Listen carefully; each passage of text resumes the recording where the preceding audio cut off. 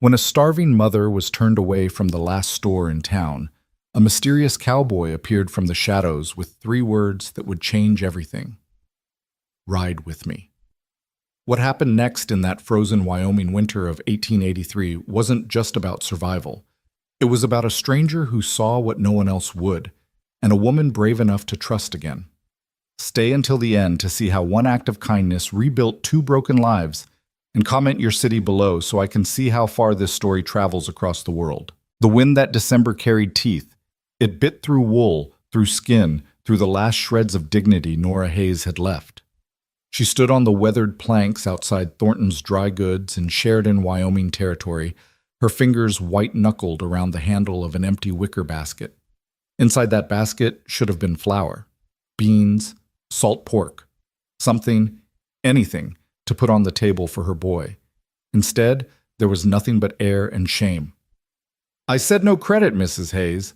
The shopkeeper's voice carried through the half-open door, loud enough for the entire street to hear. Samuel Thornton stood in his pressed vest and clean collar, a man who'd never missed a meal in his life, looking at her like she was something tracked in on a boot heel. "Mr. Thornton, please." Nora's voice came out smaller than she wanted, and she hated herself for it. "Just until spring. My husband's pension, there's been a delay with the territorial office, and I've got a boy at home who—" "Your husband's been dead 3 years, ma'am." Thornton's face was stone, and his pension dried up 2 years back. "Now I've carried your account as long as Christian charity allows, but I got a business to run. You understand." She didn't understand. She understood hunger. She understood the way Eli's ribs had started to show through his nightshirt.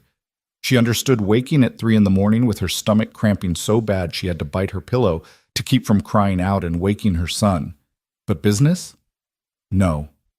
She didn't understand that at all. "I can work," Nora said, stepping closer to the doorway. "I can clean. I can mend. I'll do laundry. Anything you need." Thornton's mouth twitched with something that might have been pity or might have been disgust. "I got no need for help. And even if I did—" He trailed off, his meaning clear enough. A widow with no prospects, no family, and no money wasn't the kind of employee that reflected well on an establishment. Behind him, Martha Cunningham fingered a bolt of calico, her eyes darting between Nora and the shopkeeper like she was watching a play. 2 other women stood near the pickle barrel, whispering behind their gloved hands. Nora knew them both, had shared church pews with them back when her husband Thomas was alive, and she'd been respectable. Now they looked through her like glass.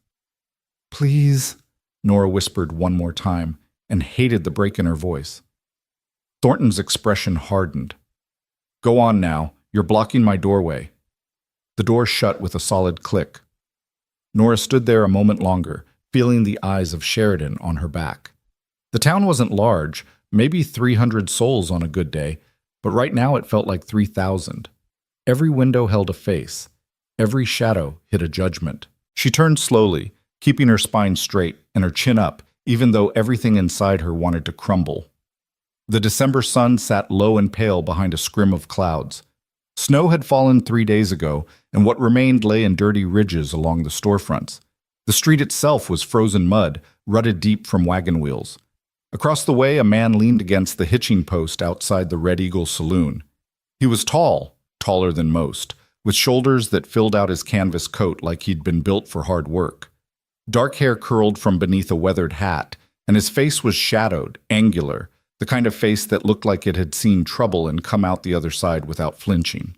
He wore work gloves, scarred leather boots, and a gun belt that sat easy on his hips, the way a man wore a tool he knew how to use but didn't need to prove. He was watching her, not like the others, not with curiosity or pity or contempt. He watched the way a man might watch a storm rolling in, steady, measuring, aware. Nora's cheeks burned. She pulled her shawl tighter and started walking, her boots crunching in the frozen mud. She didn't know where she was going. Home was 3 miles south along the creek, and she'd walked it this morning in the dark. Walking it back empty-handed felt impossible. But staying here, under all these eyes, was worse. She made it maybe 20 feet before the voice stopped her. "Ma'am." It was low, quiet, the kind of voice that didn't need to shout to be heard. Nora froze, her heart hammering. For a wild second, she thought maybe Thornton had changed his mind. But when she turned, it wasn't the shopkeeper. It was the man from the hitching post. Up close, he was even bigger, not bulky, but solid, like an oak that had weathered 50 winters. His eyes were blue, pale, and clear as creek water, and they held her gaze without wavering. There was no judgment in them, no pity either, just something calm and certain. "You got turned away for food," he said. It wasn't a question. Nora's throat tightened. She wanted to deny it, to tell him it was none of his business, to salvage some scrap of pride. But the truth was written all over her, in the hollow of her cheeks, the threadbare shawl, the basket with nothing in it. "I'll figure something out," she managed. He studied her a moment longer, then glanced past her toward Thornton's store. His jaw tightened just slightly. When he looked back, his voice was quieter still. "You got a child at home?" The question landed like a fist. Nora's breath caught. "How did you—" "Saw you asking about cornmeal and molasses through the window. Nobody buys molasses for themselves." He paused. "Boy or girl?" "Boy," Nora whispered. "Eli. He's 7. The man nodded slowly, as if something had been confirmed. Then he straightened, pulling his gloves tighter, and said the words that would split her life into before and after. "Come with me. I'll fill your table tonight." Nora stared at him. The world seemed to tilt slightly, the way it did when you stood up too fast. What?" "I got supplies in my wagon," he said, nodding toward a canvas-covered rig parked near the livery. "More than I need. And I know a place that'll trade fair for fresh meat. You ride with me, I'll see you home with enough to last the week." It was insane. He was a stranger. She didn't know his name, didn't know where he'd come from, or what he wanted. Every warning her mother had ever given her rang loud in her skull. But louder still was the memory of Eli this morning, his small face pinched and pale, asking if there'd be breakfast. "You don't even know me," Nora said. The man's expression didn't change. "Don't have to." "Why would you—" Her voice cracked. "Why would you help me?" For the first time, something flickered in those pale eyes, something almost like sadness, or maybe recognition, because a child shouldn't go hungry on account of his mama's pride, he said quietly, and because nobody should have to beg for what's right. Nora's vision blurred. She blinked hard, refusing to let the tears fall.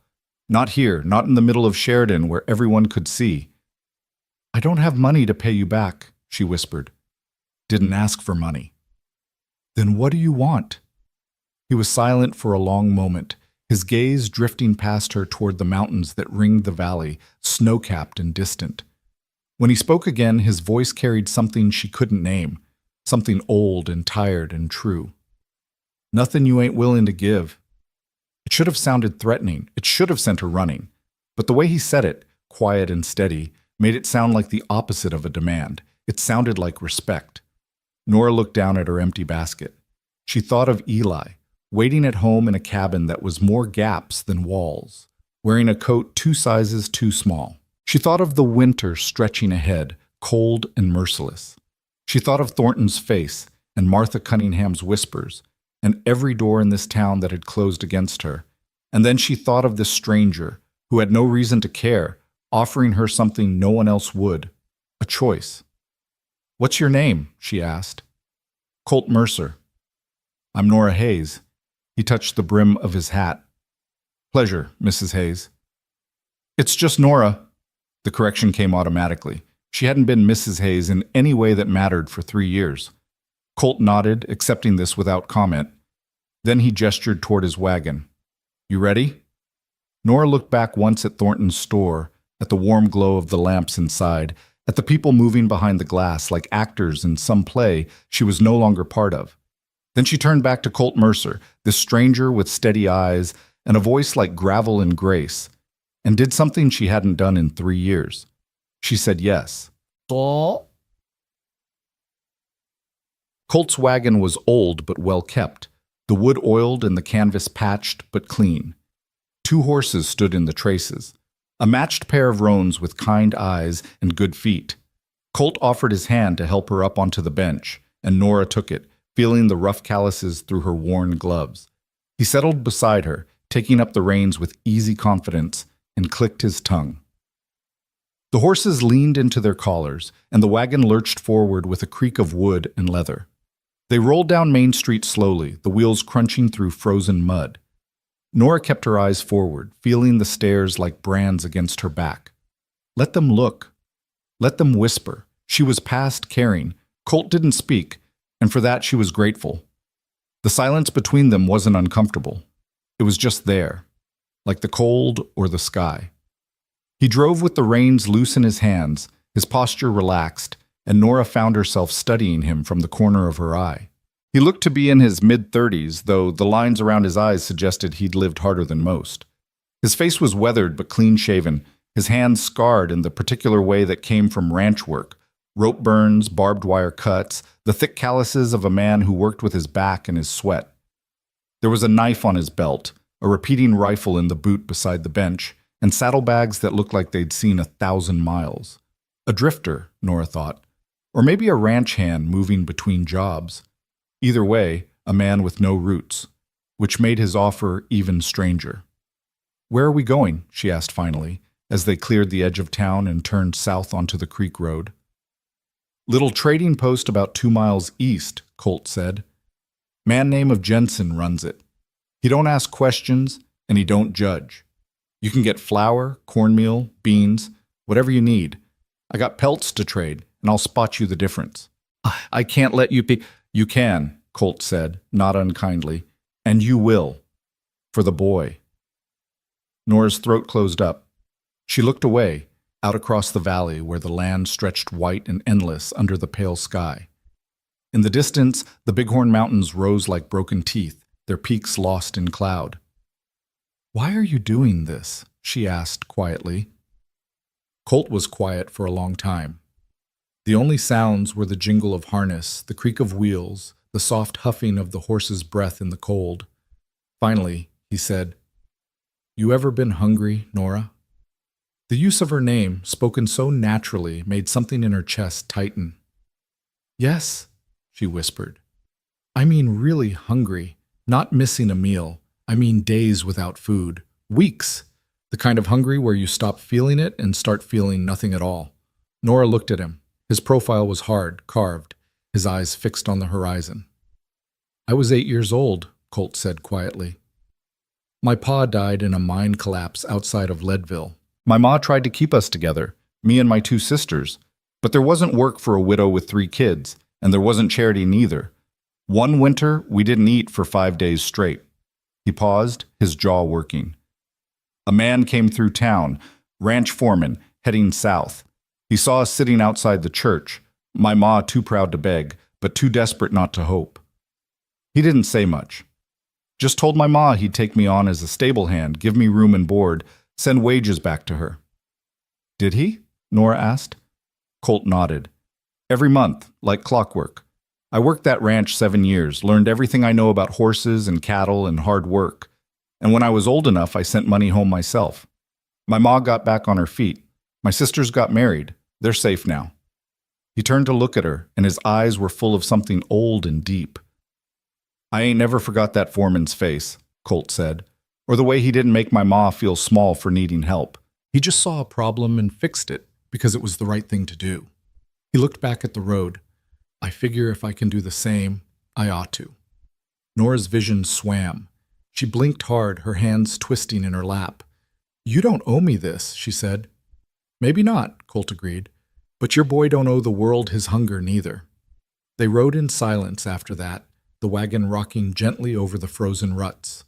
Nora felt something loosening in her chest, something that had been clenched tight for so long she'd forgotten it was there. Hope. Dangerous, fragile, impossible hope. Jensen's trading post sat in a shallow draw where Goose Creek bent east, a squat log building with a sod roof and a crooked chimney leaking smoke. A hand-painted sign hung over the door. Jensen's, fair trade, no credit. Colt pulled the wagon up to the hitching rail and set the brake. "Wait here," he said, swinging down. "I'll bring him out." He disappeared inside, and Nora sat alone in the cold, her breath steaming. Her heart hammered against her ribs. This was real. This was happening. A stranger was buying her food because her own town had turned its back. She should have felt ashamed. Instead, she felt something closer to relief. The door opened and Colt emerged with a man half his size, wiry, grizzled, with a beard that looked like a bird's nest and eyes sharp as broken glass. Jensen took one look at Nora and spat tobacco juice into the snow. "She good for it?" he asked Colt. "I'm good for it," Colt said calmly. Jensen grunted. "What's she need?" Colt glanced at Nora. "Ma'am?" Nora climbed down from the wagon, her legs shaky. "Flour," she said quietly. "Cornmeal, beans, salt pork if you have it, molasses, coffee." Jensen scratched his beard. "That'll run you about $4. Nora's stomach dropped. $4 might as well have been 400, but Colt just nodded. "I got pelts in the back. 3 beaver, 2 mink, and a wolf hide. That cover it?" Jensen's eyes gleamed. He walked around to the back of the wagon, pulled back the canvas, and examined the pelts with the air of a man who knew his business. He ran his fingers over the fur, checked the curing, held them up to the light. "Pelts are good," he said finally. "Real good. I'll give you $6 trade." "Done," Colt said. "Put 4 toward her supplies. I'll take the rest in tobacco and ammunition." Jensen grinned, showing 3 missing teeth. "Now, that's a deal I can work with." They shook on it, and Jensen waved Nora inside. The trading post was cramped and dim, lit by a single oil lamp and smelling of leather, tobacco, and dried meat. Shelves lined the walls, stacked with canned goods, bolts of fabric, tools, traps, and ammunition. A pot-bellied stove glowed in the corner, throwing off blessed heat. Jensen moved with surprising speed, pulling items from shelves and thumping them onto the counter. Flour in a burlap sack, cornmeal, a tin of molasses, a slab of salt pork wrapped in wax paper, coffee beans in a small cloth bag. Nora watched it pile up, her chest tight. This was more food than she'd seen in 6 months. "You need anything else?" Jensen asked, eyeing her worn shawl. "Got some wool blankets in the back, good ones." Nora hesitated, then shook her head. "This is enough. More than enough." Jensen shrugged. "Suit yourself?" He glanced past her toward Colt, who stood by the door, arms crossed, watching. "You got yourself a good man there, missus. Don't let him go." Heat rushed to Nora's face. We're not. "Course not," Jensen said, but he was grinning like he didn't believe her. Colt stepped forward and helped load the supplies into a crate, then carried it out to the wagon with ease. Nora followed, clutching the molasses tin like a lifeline. As Colt secured the crate under the canvas, Jensen leaned against the doorframe and called out, "You ever need more trade, Mercer? You know where to find me, and you, missus." He pointed at Nora with his pipe. "You hold your head up. Ain't no shame in needing help, only shame is in not giving it when you can." Nora nodded, unable to speak. Colt touched his hat to Jensen, then helped Nora back onto the wagon. As they pulled away, she looked back once and saw Jensen still standing in the doorway, smoke curling from his pipe, watching them go with something that might have been approval. The ride back to her cabin took longer than it should have. Colt drove slowly, letting the horses pick their way through the ruts, and Nora didn't mind. The sun was starting to dip toward the mountains, painting the snow in shades of rose and gold, and for the first time in months, she didn't feel the cold pressing in on her. "Your place far?" Colt asked. "Another mile," Nora said. "South along the creek. There's a cabin. Well, what's left of one." Colt nodded, but didn't comment. They rode in silence, the wagon creaking beneath them, and Nora found herself stealing glances at him again. He sat easy in the cold, like it was nothing, his hands steady on the reins. There was something deeply calm about him, something that made her feel like the world might not be as sharp-edged as she'd thought. "You got family around here?" Colt asked after a while. "No," Nora said quietly. "It was just me and Thomas, my husband. We came out here in '78, homesteaded a claim. He worked as a scout for the Army, and I kept the house. When he died," she trailed off. "There was a pension for a while, then there wasn't, and the homestead claim fell through because I couldn't prove up the land. So now it's just me and Eli." "What happened to your husband?" Colt's voice was gentle, like he knew the question might hurt. "Killed by Lakota raiders," Nora said, the words flat and practiced. 3 years ago, up near Tongue River. They sent his body back, and the Army gave me a flag, that was all. Colt was quiet for a long moment. Then he said, "I'm sorry." "Me too." They passed a stand of cottonwoods, bare branches clawing at the sky, and the creek came into view, narrow and frozen, winding through the valley like a silver thread. "That it?" Colt nodded toward a shape in the distance. "That's it," Nora said, and tried not to hear the defeat in her own voice. The cabin leaned like a drunk. It had been built quick and rough. The logs chinked with mud that had cracked and fallen away over the years. The roof sagged in the middle, and one corner of the porch had collapsed entirely. Smoke rose from the chimney, thin and weak, barely enough to keep the frost out. Colt pulled the wagon up to the porch and set the brake. He didn't say anything about the state of the place, which Nora appreciated more than she could say. The door flew open, and Eli burst out. He was small for 7, too small, with knobby knees and arms like sticks. His hair was dark like hers, his eyes wide and bright despite the hunger. He wore a coat that had belonged to his father, the sleeves rolled up half a dozen times, and boots that were more whole than leather. "Mama!" he shouted, then stopped dead when he saw Colt. "It's all right," Nora said quickly, climbing down. "This is Mr. Mercer. He's a friend." Eli looked at Colt with the wary suspicion of a child who'd learned not to trust easily. "You got food?" Colt's expression softened. "I got more than that. You like rabbit stew?" Eli's eyes went wide as moons. "Yes, sir." "Then let's get this inside," Colt said, swinging down from the wagon. He pulled the crate from the back like it weighed nothing and carried it up onto the porch. Eli danced around him, trying to peek inside, and Nora felt her throat close up again. Inside, the cabin was even worse than the outside suggested. It was one room, 12 feet by 12, with a stone fireplace on one end and a rope bed on the other. A table and 2 chairs sat in the middle, both wobbly. There were gaps in the walls where the chinking had fallen out, and the wind whistled through like a living thing. But it was warm, or warm enough, and it was theirs. Colt set the crate on the table and straightened, looking around. Nora saw him take in the patched quilt on the bed, the empty shelves, the lack of everything. But his face didn't change. "You got a pot?" he asked. "Yes," Nora said. "And a skillet." "Good. I'll start the stew.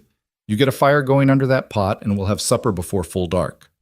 He moved with the kind of efficiency that came from years of practice, pulling ingredients from the crate, setting them on the table. Eli stood beside him, eyes huge, watching every movement like it was a magic trick. Nora found herself moving too, without thinking, fetching the pot, filling it with water from the bucket by the door, hanging it over the fire. Colt produced a skinned rabbit from his saddlebag, along with an onion, a carrot, and a handful of herbs wrapped in cloth. "Where'd you get a rabbit?" Nora asked, astonished. "Snared it this morning," Colt said, chopping the onion with quick, sure strokes. "Was planning on supper for myself, but I figure it'll stretch for 3. He worked quickly, adding the meat to the pot, then the vegetables, then a pinch of salt and the herbs. The smell that rose from the pot was enough to make Nora's knees weak. Eli pressed close to the fire, his nose twitching. "That smells like heaven," he whispered. Colt smiled, small and private. "Close enough." While the stew simmered, Colt pulled flour and cornmeal from the crate. "You got a bowl?" he asked Nora. She handed him one, and he set to work making biscuits, measuring by eye, his hands quick and practiced.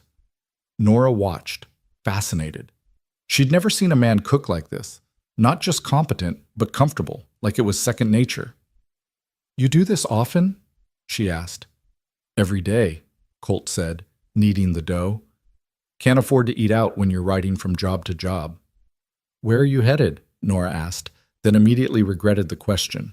It sounded too much like she was prying, or worse, hoping he'd stay. But Colt just shrugged. "South, maybe.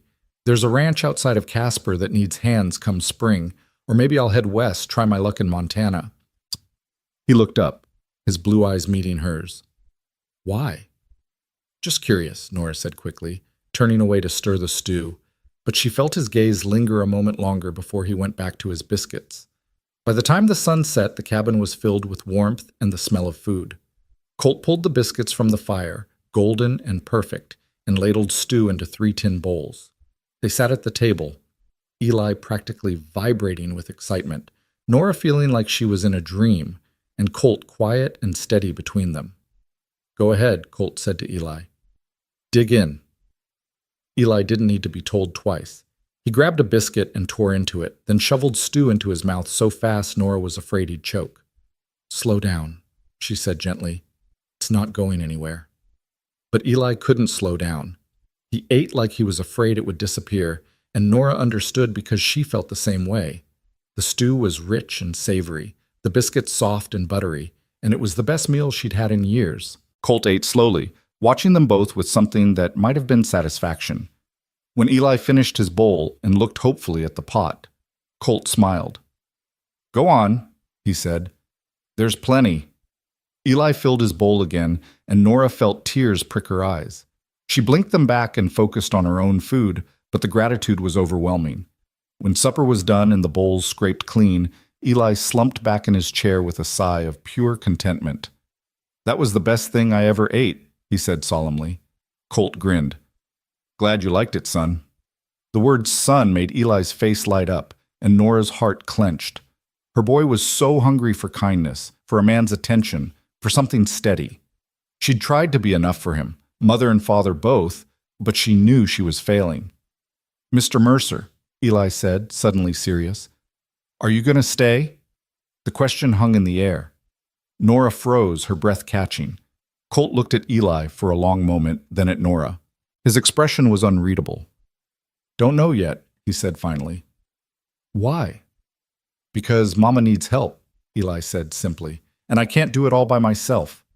Nora's face burned. "Eli, it's all right," Colt said quietly. He looked at Eli, his gaze steady and kind. "You're a good boy for looking out for your mama. That's a man's job, and you're doing it well." Eli's chest puffed up a little. "But I'll tell you what," Colt continued, "I'll stick around a bit. Make sure you got enough wood for the winter. Maybe patch that roof. How's that sound?"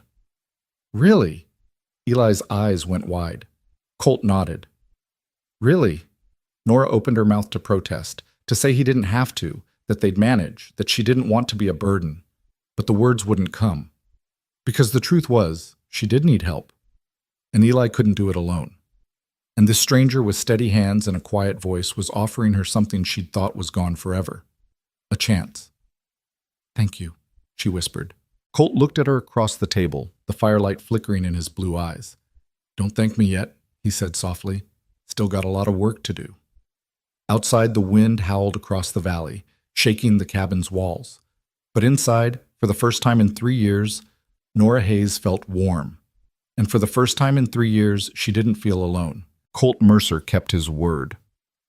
The next morning arrived cold and clear, the sky a hard blue that promised no mercy. Nora woke before dawn, as she always did, her body trained by years of survival to rise when the world was still dark.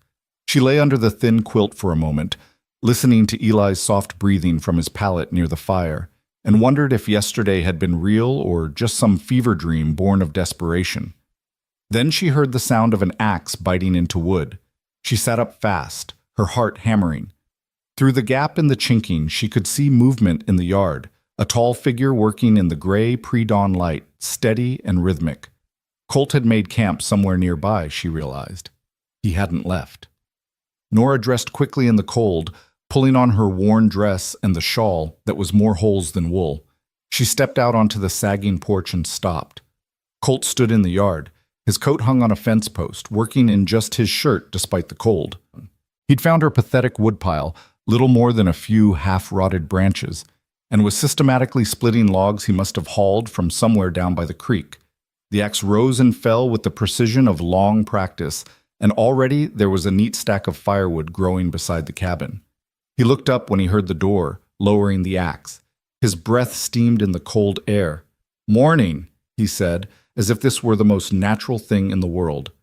"You came back," Nora said stupidly. "Said I would." He buried the axe in the stump he was using as a chopping block and reached for his coat. "Figured you could use the wood. Gets colder before it gets warmer." Nora wrapped her arms around herself, fighting the urge to cry. She'd forgotten what it felt like when someone did what they said they would do. "I'll make coffee," she managed. "I'd appreciate that." She went back inside and built up the fire with hands that shook slightly. The cabin still smelled of last night's stew, and there were leftovers in the pot, enough for breakfast. She set coffee to boil and watched through the window as Colt worked, his movements efficient and unhurried. By the time the sun crested the mountains, painting the snow gold, he'd split enough wood to last them a week. He stacked it against the cabin wall where it would stay dry, then came inside stomping snow from his boots. "Coffee smells good," he said. Nora poured him a cup, her hand steadier now. "There's stew left from last night. Not much, but that'll do fine." Eli stirred then, his dark hair sticking up in all directions. He blinked at Colt, then his face split into a grin. "You're still here." "Told you I would be," Colt said, accepting the coffee from Nora with a nod of thanks. "You gonna teach me to split wood?"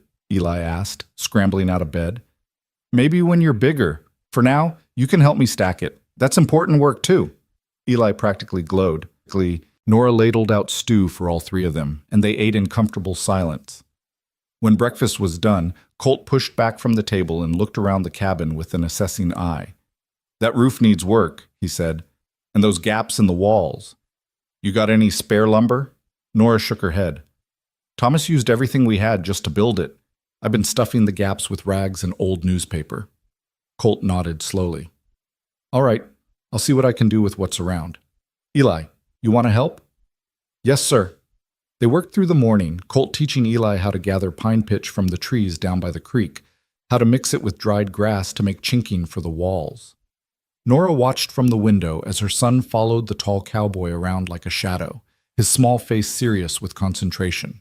She should have felt guilty, should have told Colt he didn't need to do this, that they'd manage, but the words wouldn't come. Instead, she found herself cleaning the cabin with an energy she hadn't felt in months, sweeping the dirt floor, scrubbing the table, mending the tears in Eli's coat that she'd been putting off for weeks. Around noon, Colt came back inside carrying an armload of stripped willow branches. "These'll help patch the roof," he said. "Won't be perfect, but it'll keep the snow out." "How long have you been awake?" Nora asked, suddenly realizing he must have been working since before dawn. "Long enough." He set the branches down and accepted the cup of water she offered. "I don't sleep much anyway." There was something in the way he said it, something that suggested long nights and old ghosts. Nora wanted to ask, but didn't. She understood about ghosts. "I could make lunch," she offered instead. "There's cornmeal for Johnny cakes." "That sounds good." While she cooked, Colt climbed up onto the roof. Nora heard him moving around up there, heard the sound of branches being woven and secured. Eli stood in the yard, handing up tools and supplies, importantly, doing his part. By the time she called them in for lunch, the worst of the gaps were sealed, and the cabin felt noticeably warmer. They ate Johnny cakes with molasses, and Eli talked nonstop about everything he'd learned, how to test wood for rot, how to choose the right branches, how to tie a proper knot. Colt listened with patient attention, correcting gently when needed, praising when earned. Watching them, Nora felt something crack open in her chest, something that had been frozen solid for 3 years. After lunch, Colt stood and stretched. "I need to ride into town. Got some business to tend to. Should be back before dark." Eli's face fell. "You're leaving?" "Just for a few hours, son. You can help your mama while I'm gone. There's still wood to stack." "Will you really come back?" The question was small, uncertain. Colt crouched down so he was eye level with the boy. "I give you my word, and my word is good. You understand?" Eli nodded solemnly. "Good man." Colt stood and touched his hat to Nora. "Ma'am." "Be safe," she said, and meant it more than was probably proper. She watched him ride away, his figure growing smaller against the white expanse of the valley, and tried to ignore the hollow feeling in her stomach. He'd come back. He'd given his word, but she'd heard promises before. The afternoon stretched long. Nora and Eli stacked wood, then she set him to sweeping while she tackled the mending she'd been avoiding. The cabin felt emptier somehow, quieter, even with both of them there. "Mama?" Eli said after a while. "Yes, honey? Is Mr. Mercer going to be my new pa?" Nora's needle stilled. "What makes you ask that?" Eli shrugged, suddenly fascinated by his boots. Billy Johansen's ma got remarried last year. He said it's what happens when pa's die. You get a new one. Nora set down her mending and pulled Eli close. It's not that simple, sweetheart. But I like him, Eli said quietly. He's nice, and he knows stuff. And he doesn't look at you like the people in town do. That last observation cut deep. Nora pressed her cheek against Eli's hair. I like him too. But Mr. Mercer is just passing through. He's got his own life to live. Maybe he could live it here, Eli said hopefully. Maybe, Nora said, even though she knew better than to hope for such things. But we can't count on it. We have to be ready to take care of ourselves. I know, Eli said, but it's nicer when he's here. Yes, Nora whispered. It is. The sun was sinking toward the mountains when they heard hoofbeats. Eli flew to the window. He's back! Mama, he came back! And he had. Colt rode into the yard on his big roan horse, but this time there was a second horse trailing behind, a pack animal loaded with supplies. Nora stepped out onto the porch, her heart climbing into her throat. Colt swung down and started unloading. Eli ran to help, and Nora descended the steps slowly, hardly daring to believe what she was seeing. Lumber. Good lumber, cut and planed. A roll of tar paper. A box of nails. A pane of glass for the window that had been stuffed with rags for 2 years. Cans of food. A bolt of wool fabric. A small sack that looked like it might be sugar. What is all this? Nora breathed. Supplies, Colt said simply. Figured if I'm going to fix this place proper, I need proper materials. I can't pay for this. Didn't ask you to. He kept unloading, not meeting her eyes. Had some back wages coming from a ranch up north. Been carrying the scrip around for months. Might as well use it for something worthwhile. Nora stood frozen, watching him work. Eli had already grabbed an end of the lumber and was trying to help carry it, his small face bright with effort. The supplies kept coming, more than she could have bought with 6 months' worth of money back when she'd had money. Why? The word came out broken. Why are you doing this? Colt finally stopped and turned to face her. In the fading light, his eyes were very blue and very serious. Because that boy in there deserves a house that don't leak, he said quietly. And because you deserve not to freeze to death trying to keep him warm. And because... He paused, seeming to choose his words carefully. Because when I rode away from here this afternoon, all I could think about was riding back. And that ain't something that happens to me much. The confession hung in the cold air between them. Nora's breath caught. I don't understand you, she whispered. Don't have to understand it, Colt said. Just have to let me help. Before she could respond, Eli called out from the cabin. Mr. Mercer, where do you want this? The moment broke. Colt turned away, and Nora pressed her hand to her chest, feeling her heart hammer against her ribs. She didn't understand him. Didn't understand why a drifting cowboy would spend his wages on a broken cabin and a widow he barely knew. But she was starting to understand something else. She was starting to hope. And that was terrifying. They spent the evening unloading and organizing supplies. Colt carried the heavy lumber like it weighed nothing, stacking it carefully under the eaves where it would stay dry.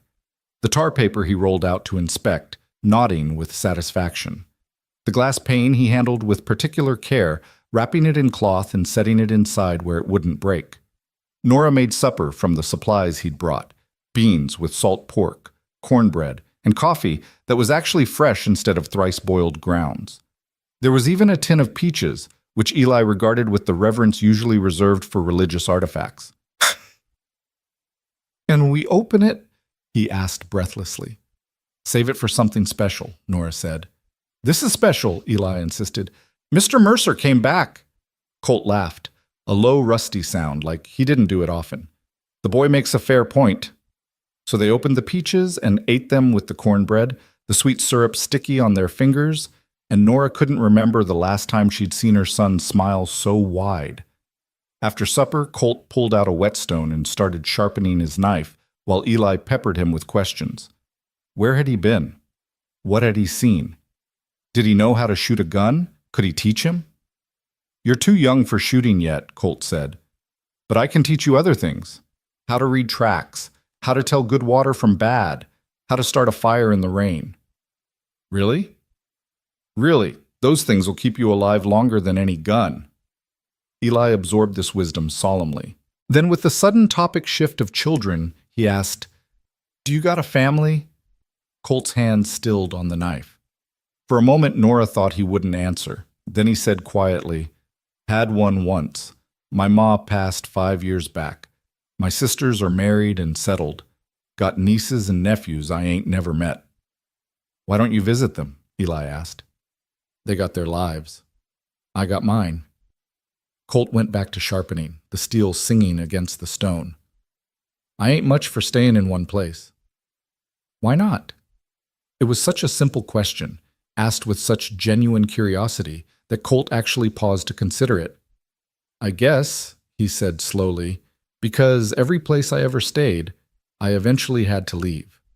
Got to where it was easier just to keep moving. Don't miss what you never stopped for." "That sounds lonely," Eli said. Colt looked at the boy for a long moment. "Sometimes it is," he admitted. Nora's throat tightened. She busied herself cleaning up the supper dishes, but she was listening to every word. "You could stay here," Eli said hopefully. "Then you wouldn't be lonely." "Eli," Nora said gently, "don't pester Mr. Mercer." "I'm not pestering. I'm just saying—" "It's all right," Colt interrupted. He slid the knife back into its sheath and looked at Eli with surprising gentleness. "I appreciate the offer, son, but I got obligations, places I said I'd become spring." "Oh." Eli's face fell. "How long can you stay?" "Don't know yet. Long enough to get this place fixed proper. After that—" He shrugged. "We'll see." It wasn't a promise, but it wasn't a no either. Eli seemed to take comfort in that, settling back against the hearth with a contented sigh. Later, after Eli had fallen asleep, Nora stepped out onto the porch for a breath of air. The night was cold and clear, the stars sharp as broken ice. She wrapped her shawl tighter and stood looking out at the valley, at the dark line of the creek, at the mountains black against the sky. The door opened behind her and Colt stepped out. He didn't speak, just stood beside her, his presence solid and warm. "You didn't have to do all this," Nora said finally. "I know. I can't repay you. Didn't ask you to." "Then what do you want?" She turned to face him, frustrated and grateful and confused all at once. "Nobody does this much for nothing. There has to be something you want." Colt was quiet for a long moment, his eyes on the horizon. When he spoke, his voice was low and honest. "I want to know that when I ride out of here, you and that boy will be all right. That you'll have a roof that don't leak and walls that keep the cold out and food enough to last the winter. That's what I want." "Why does it matter?" Nora whispered. "Why do we matter?"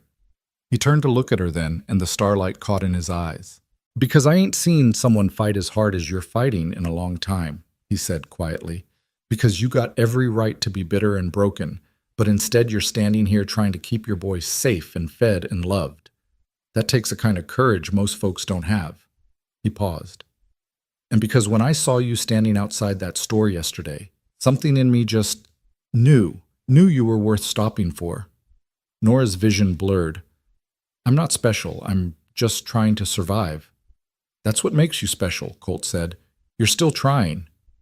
They stood together in the cold, not touching but close enough to share warmth. Nora felt something shifting inside her, something that had been locked down tight for 3 years starting to open. "How long will you stay?" she asked, echoing Eli's question. "As long as it takes," Colt said, "and maybe a little longer." It wasn't a promise, but it was enough. The next morning, Colt started on the roof in earnest. He worked through the morning cold, tearing off the worst of the rotted shingles and replacing them with new lumber. Nora could hear him up there, hammering with steady rhythm while she went about her chores inside. Around midday, she heard voices and looked up to see 2 riders approaching the cabin. Her stomach clenched. Visitors usually meant trouble. Colt climbed down from the roof, wiping his hands on his pants. The riders pulled up. 2 men she recognized from town. Frank Dawson and Pete Riley, ranch hands from one of the big spreads north of Sheridan. "Help you?" Colt asked, his tone neutral, but his posture watchful. Dawson, the older of the 2, spat tobacco juice into the snow. Just curious what you're doing out here, friend. This is Ms. Hayes's place. I know whose place it is. She hired me to do repairs. That's so? Dawson looked toward the cabin where Nora stood in the doorway. You paying him, Nora? Because word in town is you ain't got two coins to rub together. Heat flooded Nora's face. That's none of your concern, Frank. Just seems odd, Riley chimed in. A stranger coming around doing all this work for free makes a man wonder what he's expecting in return.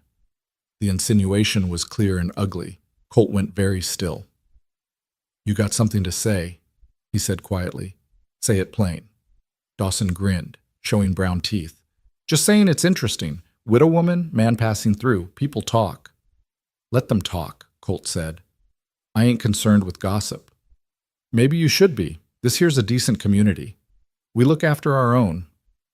Funny, Colt said, his voice dropping lower.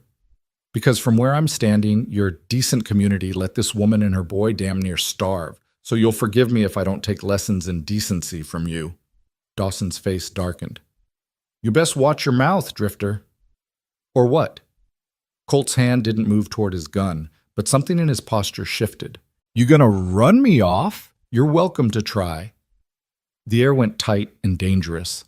Riley's hand dropped toward his pistol, and Nora's heart stopped. Frank, Pete.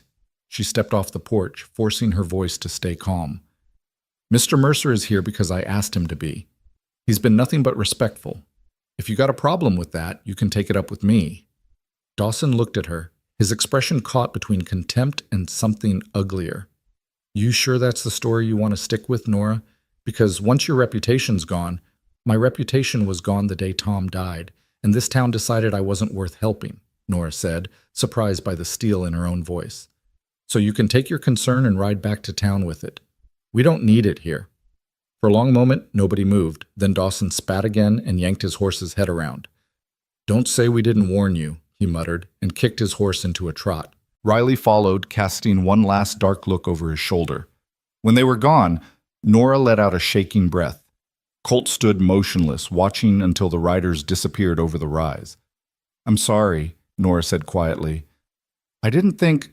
You got nothing to apologize for. Colt turned to face her and his eyes were hard. But they're right about one thing. People will talk. Let them. Nora. He said her name gently.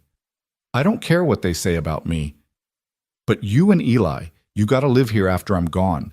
If they decide you're not respectable, then they'll treat me exactly like they already do, Nora interrupted. I lost respectable 3 years ago, Colt. All I got left is survival. And right now, you're the only reason we might actually survive the winter. She wrapped her arms around herself. So let them talk. At least we'll be warm while they do it. Something shifted in Colt's expression, something almost like admiration. You're tougher than you look. I have to be. He nodded slowly, then looked back at the roof. Then I better get back to work. Weather's turning. Want to have this sealed before the next snow. He climbed back up and Nora went inside, her hands still shaking. Through the window, she could see Eli playing with a stick near the woodpile, oblivious to what had just happened. She was glad. Let him have one more day of believing the world was kind. The afternoon passed in tense quiet. Nora couldn't shake the feeling of being watched, though when she looked, there was nothing but empty valley. By evening, Colt had finished the worst of the roof and come inside to warm up. It'll hold now, he said, accepting coffee gratefully. Next storm won't get through. Thank you. He looked at her across the small cabin. You worried about those men? A little, Nora admitted. They'll tell everyone in Sheridan. By Sunday, the whole town will know you're here. That bother you? It should. She stirred her coffee absently. But honestly, I can't bring myself to care. They already decided I was beyond help. At least now I actually am getting help. Colt's mouth quirked in something that might have been a smile. You got more spine than half the men I've known. Spine doesn't put food on the table. No, but it keeps you standing while you figure out how to get it there. He paused. You ever think about leaving, going somewhere where folks don't know you? Nora shook her head. With what money? And go where? At least here I got a roof, barely, but it's mine. Or it was Tom's, which is close enough. What about family? You got people anywhere? My parents died of cholera when I was 16, no siblings. Tom was an only child, too. She set down her coffee. It's just us. Has been for a long time. Colt absorbed this quietly. Then he said, Well, you ain't alone now. The word settled into Nora's chest like a warm coal. She wanted to ask what he meant, how long now would last, whether he meant it as more than just these few days. But she was afraid of the answer, so she just nodded. That night, after Eli was asleep, Colt prepared to head back to his camp. He'd been sleeping rough somewhere down by the creek, refusing Nora's offers of the floor by the fire. Too cold for camping, Nora protested. You'll freeze. I've slept in worse. He pulled on his coat, checking that his rifle was secure. Besides, with those men sniffing around, it's better if I'm not here at night. Don't need to give them more to talk about. I don't care what they... I know you don't, but I do. His expression was serious. Your reputation matters, Nora. For Eli, if not for you. He'll have to grow up in this town. Go to school here, make friends here. I won't be the reason he gets treated like dirt. Nora wanted to argue, but she knew he was right. In a place like Sheridan, reputation was currency, and hers was already devalued. Better not to make it worse. Be careful, she said instead. It's dark. I'll be fine. He touched his hat. See you in the morning. She watched him disappear into the night, then barred the door and climbed into bed beside Eli. But sleep was long in coming. She lay in the dark listening to the wind, thinking about blue eyes and steady hands, and the way Colt said her name like it meant something. She was in danger, she realized, not from Colt, but from her own heart, which was starting to hope for things that couldn't be. The days that followed fell into a rhythm. Colt arrived each morning at first light and worked until dusk. He fixed the window, installed the glass pane so the cabin actually held heat. He patched the gaps in the walls with proper chinking mixed from clay and grass. He reinforced the porch so it no longer sagged. He built shelves for the pantry and a proper ladder up to the loft where Eli could sleep, giving Nora back her privacy. He worked with the focused intensity of a man who knew his time was limited, and Nora tried not to think about what that meant. Eli followed him everywhere, soaking up knowledge like parched ground, soaking up rain. Colt taught him how to set snares for rabbits, how to read the weather in the clouds, how to tell good timber from bad. He was patient and kind, treating the boy like he mattered, and Nora watched her son blossom under the attention. At night, they shared supper, always something simple but filling. Colt had a gift for stretching supplies, for making a little bit go a long way. He told stories sometimes, tales of places he'd been and things he'd seen, and Eli listened with wide eyes while Nora tried to memorize the sound of his voice. A week passed, then two. December deepened, and the cold came hard, but the cabin stayed warm. The supplies Colt had brought were lasting, supplemented by the rabbits he snared and the occasional grouse he shot. Nora found herself watching him when he wasn't looking, the way he moved, efficient and sure. The way his hands worked, scarred but gentle. The way he looked at her sometimes when he thought she wasn't paying attention, like he was trying to figure something out. She was falling, she realized. Falling into something that had no future, no promise, no safety. And she couldn't seem to stop. One evening, Colt stayed later than usual.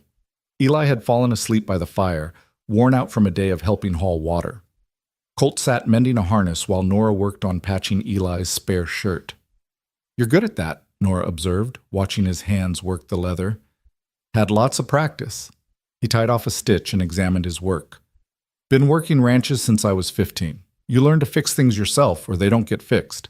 Is that what you've always done? Ranch work? Mostly. Tried mining for a year down in Colorado. Damn near got myself killed when a tunnel collapsed. After that, I figured I'd stick to open sky. He glanced at her. What about you? What'd you do before Tom? Taught school in St. Louis, Nora said. That's where I met him. He came to town recruiting for a wagon train west, full of stories about wide open spaces and opportunities. I was young and stupid enough to believe him. You regret it? Nora considered. I regret how hard it was, how naive I was about what homesteading really meant. But I don't regret Eli. And there were good years before Tom died. They were hard, but they were good. Colt nodded slowly. He was lucky to have you. I don't know about that. I couldn't save him. Not your job to save everyone, Colt said quietly. Sometimes all you can do is love them while they're here and keep going after they're gone. The words hit something deep in Nora's chest. She set down her sewing and looked at him across the firelight. Is that what you do? She asked softly. Keep going? It's all I know how to do. He met her eyes, and for a moment the careful distance he maintained seemed to waver. Until lately, anyway. What changed? He was quiet for a long time. Then he said, I met a woman standing outside a store, too proud to beg and too brave to give up. And something in me just stopped moving. Nora's breath caught. The air between them felt charged, fragile. Colt, I know, he said before she could finish. I know I got no right. I know I'm just passing through. I know a woman like you deserves better than a drifter with nothing but a horse and a rifle to his name. He looked down at his hands. But I gotta tell you, Nora, these past 2 weeks have been the first time in 10 years I've woken up wanting to be somewhere, instead of just needing to be there. And that's because of you. Tears pricked Nora's eyes. You can't say things like that. Why not? Because you're leaving. You said so yourself. Come spring, you'll ride out, and Eli and I will still be here. And if I let myself believe, if I let myself hope, her voice broke. It'll hurt too much when you go. Colt set down the harness and leaned forward, his elbows on his knees. What if I didn't go? Nora's heart stopped. What? What if I stayed? He looked at her, his eyes intense. What if I found work at one of the ranches nearby? I could build a place of my own, or... He paused, seeming to struggle with the words. Or I could stay here. Help you work this land. Be the help you and Eli need. You don't know what you're saying. I know exactly what I'm saying. His voice was low, urgent. I'm saying I'm tired of drifting. I'm saying I found something here worth staying for. I'm saying... He stopped, then started again more carefully. I'm saying I care about you, Nora. You and that boy. More than I got any right to. Nora pressed her hand to her mouth, fighting tears. Everything in her wanted to say yes, to reach across the space between them and hold on to this chance with both hands. But fear held her back. Fear that it was too good to be true. Fear that he'd change his mind.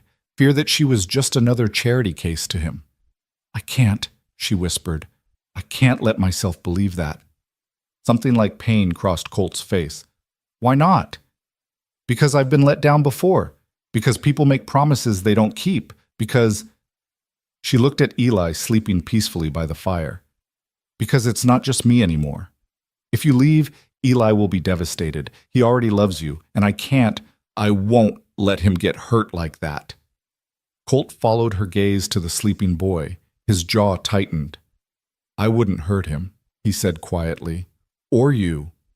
You might not mean to, but if you go, then I won't go. He looked back at her, his expression fierce. Nora, I'm not making some half-baked promise here. I'm telling you I want to stay. That I'm choosing to stay. There's a difference. What about those obligations you mentioned? Places you said you'd be? I'll send word. Explain. He ran a hand through his hair, frustrated. Look, I know you got no reason to trust me. I'm some stranger who showed up 2 weeks ago, but I'm asking you to take a chance, to let me prove I mean what I say. Nora stared at him, her heart hammering.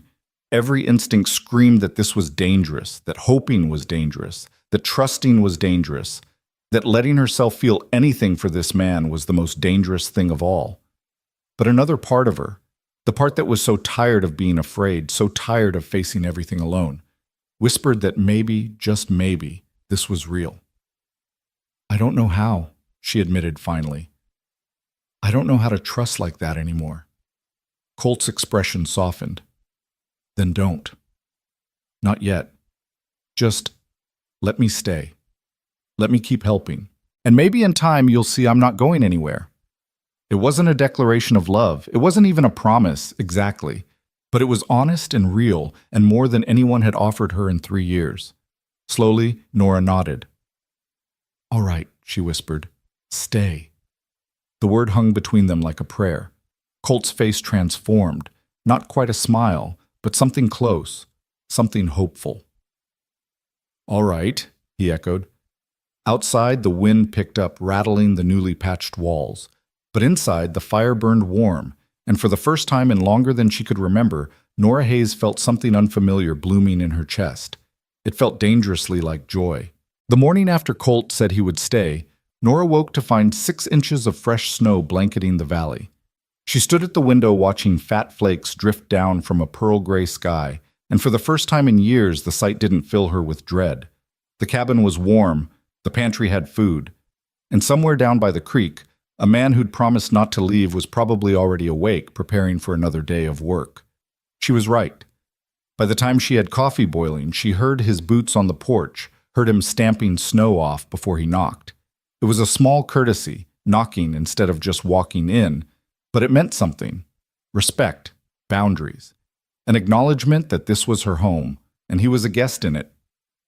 "Come in," she called. Colt pushed through the door carrying an armload of firewood, his hat and shoulders dusted white. "Morning," he said, his breath steaming. "Came early. Snow's just starting and I want to get the barn beam reinforced before it gets worse." Nora blinked. "What barn?" "That lean-to out back." He set the wood down carefully. "It's not much, but if we shore it up proper, you could keep a milk cow in there come spring, maybe some chickens. Give you a steady source of food." "I don't have a cow." "Not yet." He brushed snow from his coat. "But Jensen mentioned a widow over in Buffalo who's selling off livestock. If I can get some work at the Morrison Ranch, I could buy one. Trade labor for it, maybe." Nora stared at him, overwhelmed. He was talking about spring, about things that were months away, about a future that included him. "You really mean to stay?" she said quietly. Colt met her eyes, steady and sure. "I really mean to stay." Eli tumbled out of bed then, saw Colt, and let out a whoop of joy. "It snowed. Can we build a fort?" "After chores," Colt said, ruffling the boy's hair. "A man takes care of his responsibilities before he plays. You remember that?" "Yes, sir." Eli scrambled to get dressed, his small face serious with purpose. They ate breakfast quickly, cornmeal mush with molasses, and then Colt and Eli bundled up and headed out into the snow.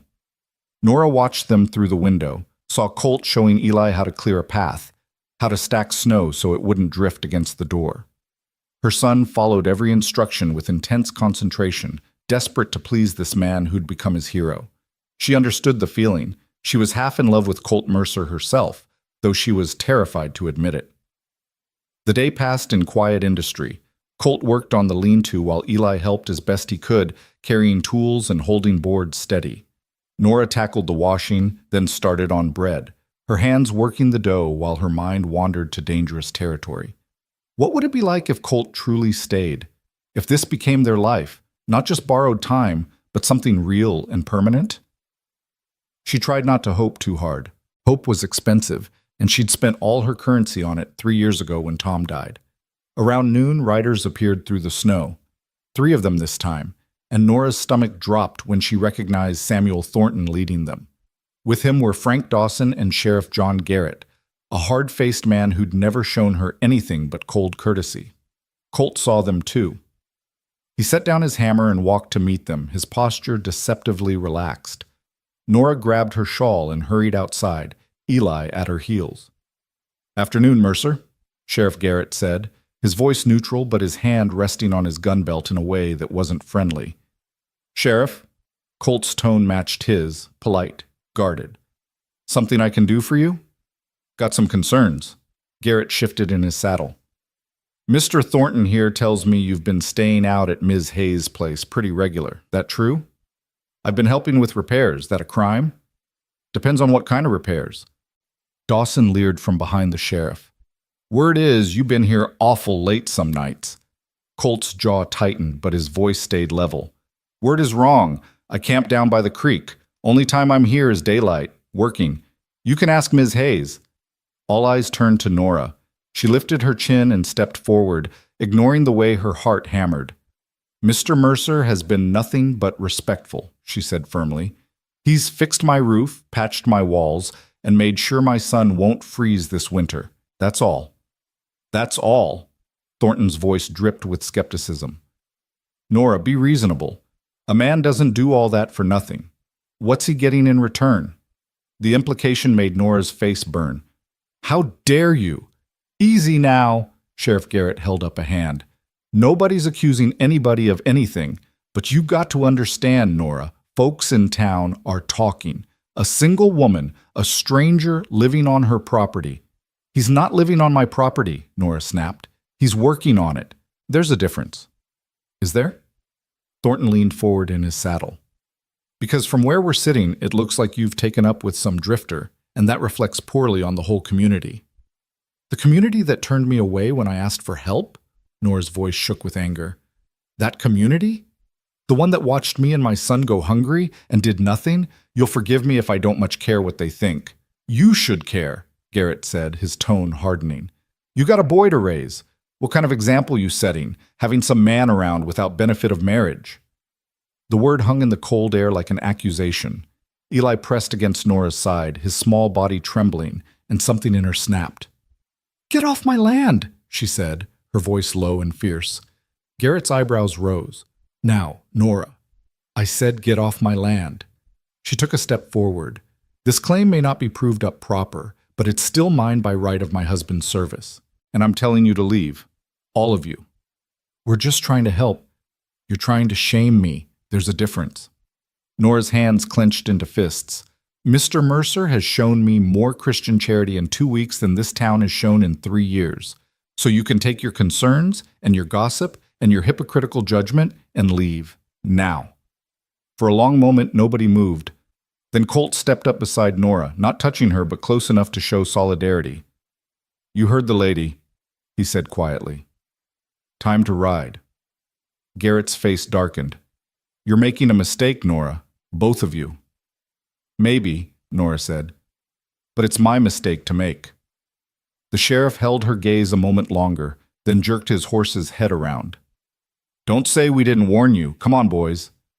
They rode off through the snow, and Nora stood shaking, adrenaline singing through her veins.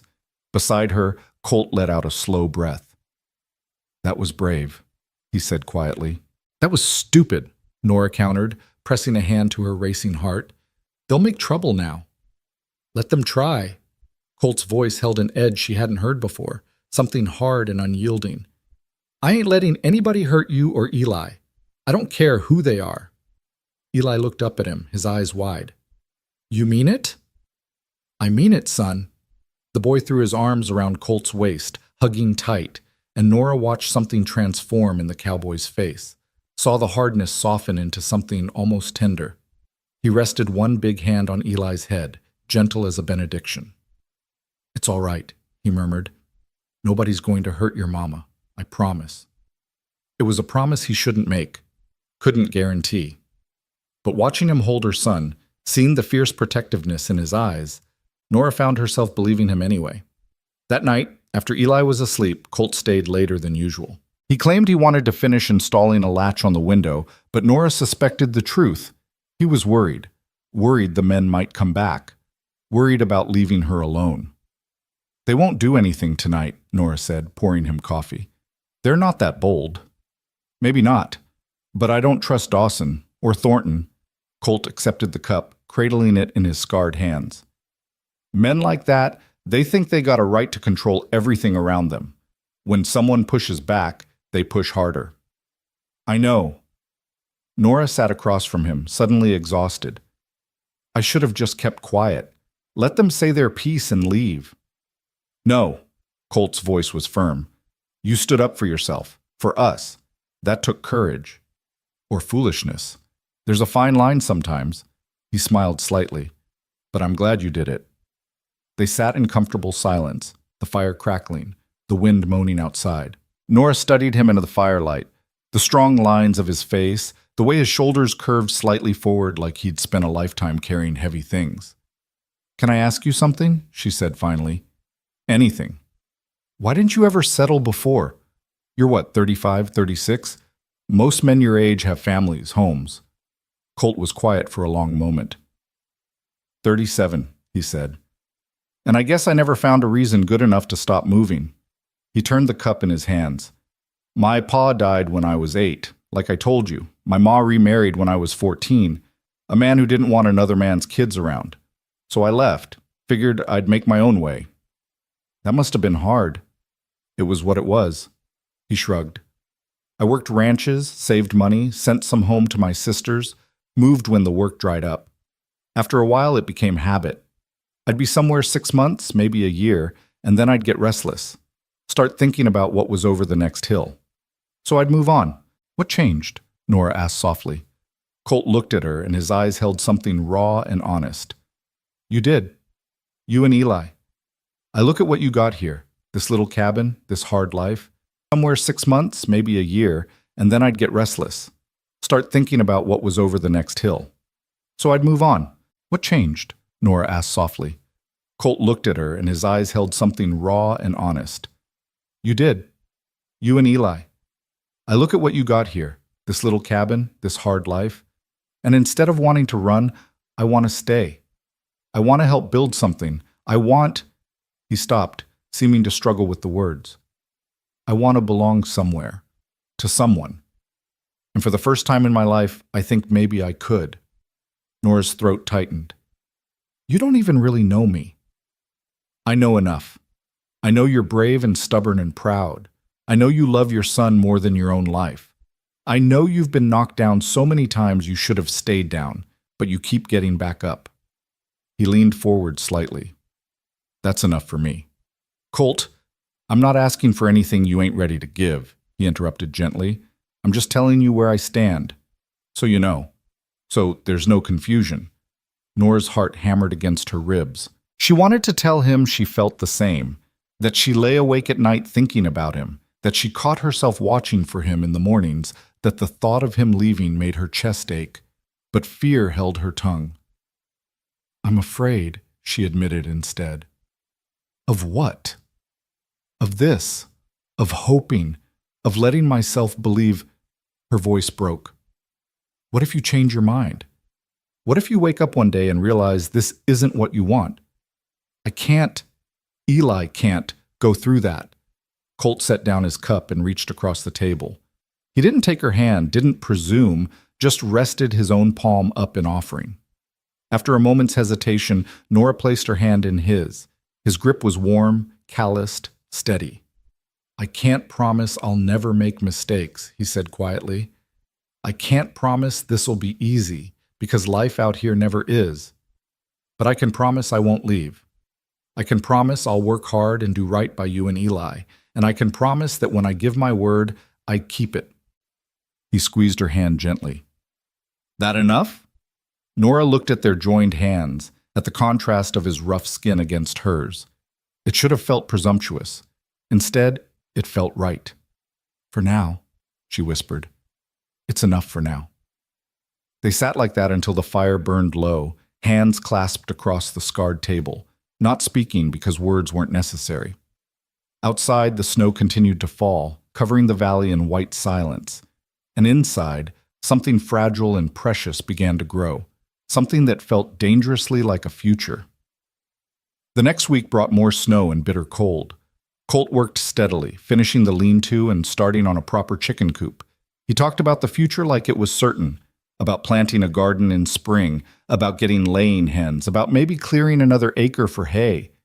Eli absorbed every word like gospel, following Colt everywhere, imitating his walk, his gestures, the way he tilted his hat against the sun. Watching them together made Nora's heart swell and ache at the same time. She'd been alone for so long, carrying everything herself. Now suddenly, the weight was shared, and she didn't quite know how to accept it. One afternoon, Colt rode into Sheridan for supplies. He'd been hesitant to leave them, but they needed nails and tar paper, and Nora insisted they'd be fine.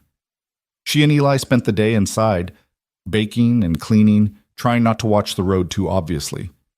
He returned just before dusk, his saddlebags full, and something else, a bundle wrapped in oilcloth that he handed to Eli with unusual solemnity. Go on, he said. Open it. Eli's hand shook as he unwrapped the package. Inside was a knife, small, well made, the blade folded into a wooden handle.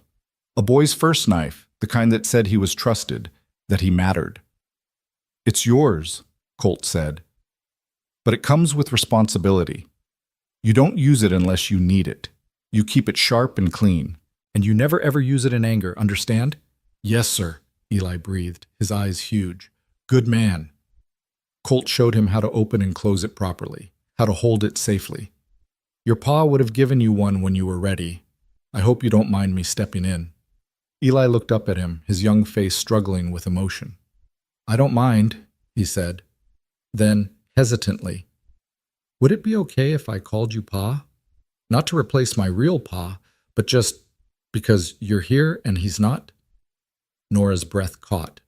She looked at Colt, saw something unguarded cross his face, surprise, emotion, something that might have been joy or might have been fear.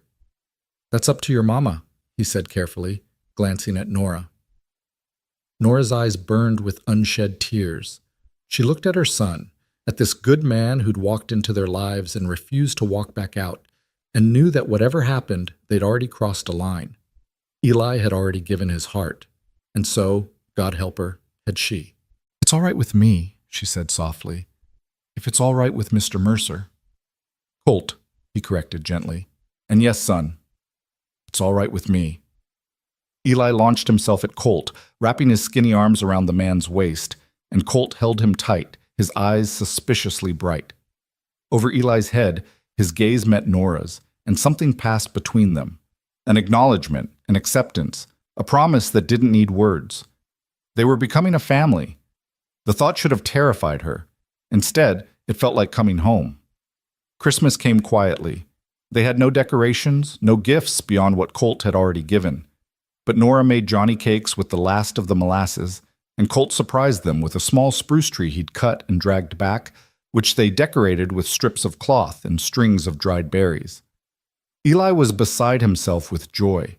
He'd never had a Christmas tree before. Tom had always said they were foolishness, a waste of time. But Colt set it up near the fire and stepped back to admire their handiwork with the seriousness of a man appreciating fine art. Best tree I ever saw, he declared, and Eli beamed. That night, after Eli was asleep, Colt pulled something from his pocket and handed it to Nora, suddenly shy. I ain't much for gift-giving, he said, but I saw this in town and thought of you. It was a comb, nothing fancy, just plain carved wood, but smooth and well-made. Nora turned it over in her hands, overwhelmed by the simple thoughtfulness of it.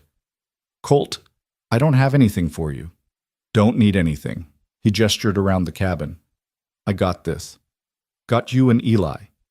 Got a place that feels like home. That's more than I ever expected. Nora looked up at him, at this man who'd appeared in her life like an answer to a prayer she'd been too afraid to speak, and made a decision. She set the comb down carefully and stepped closer.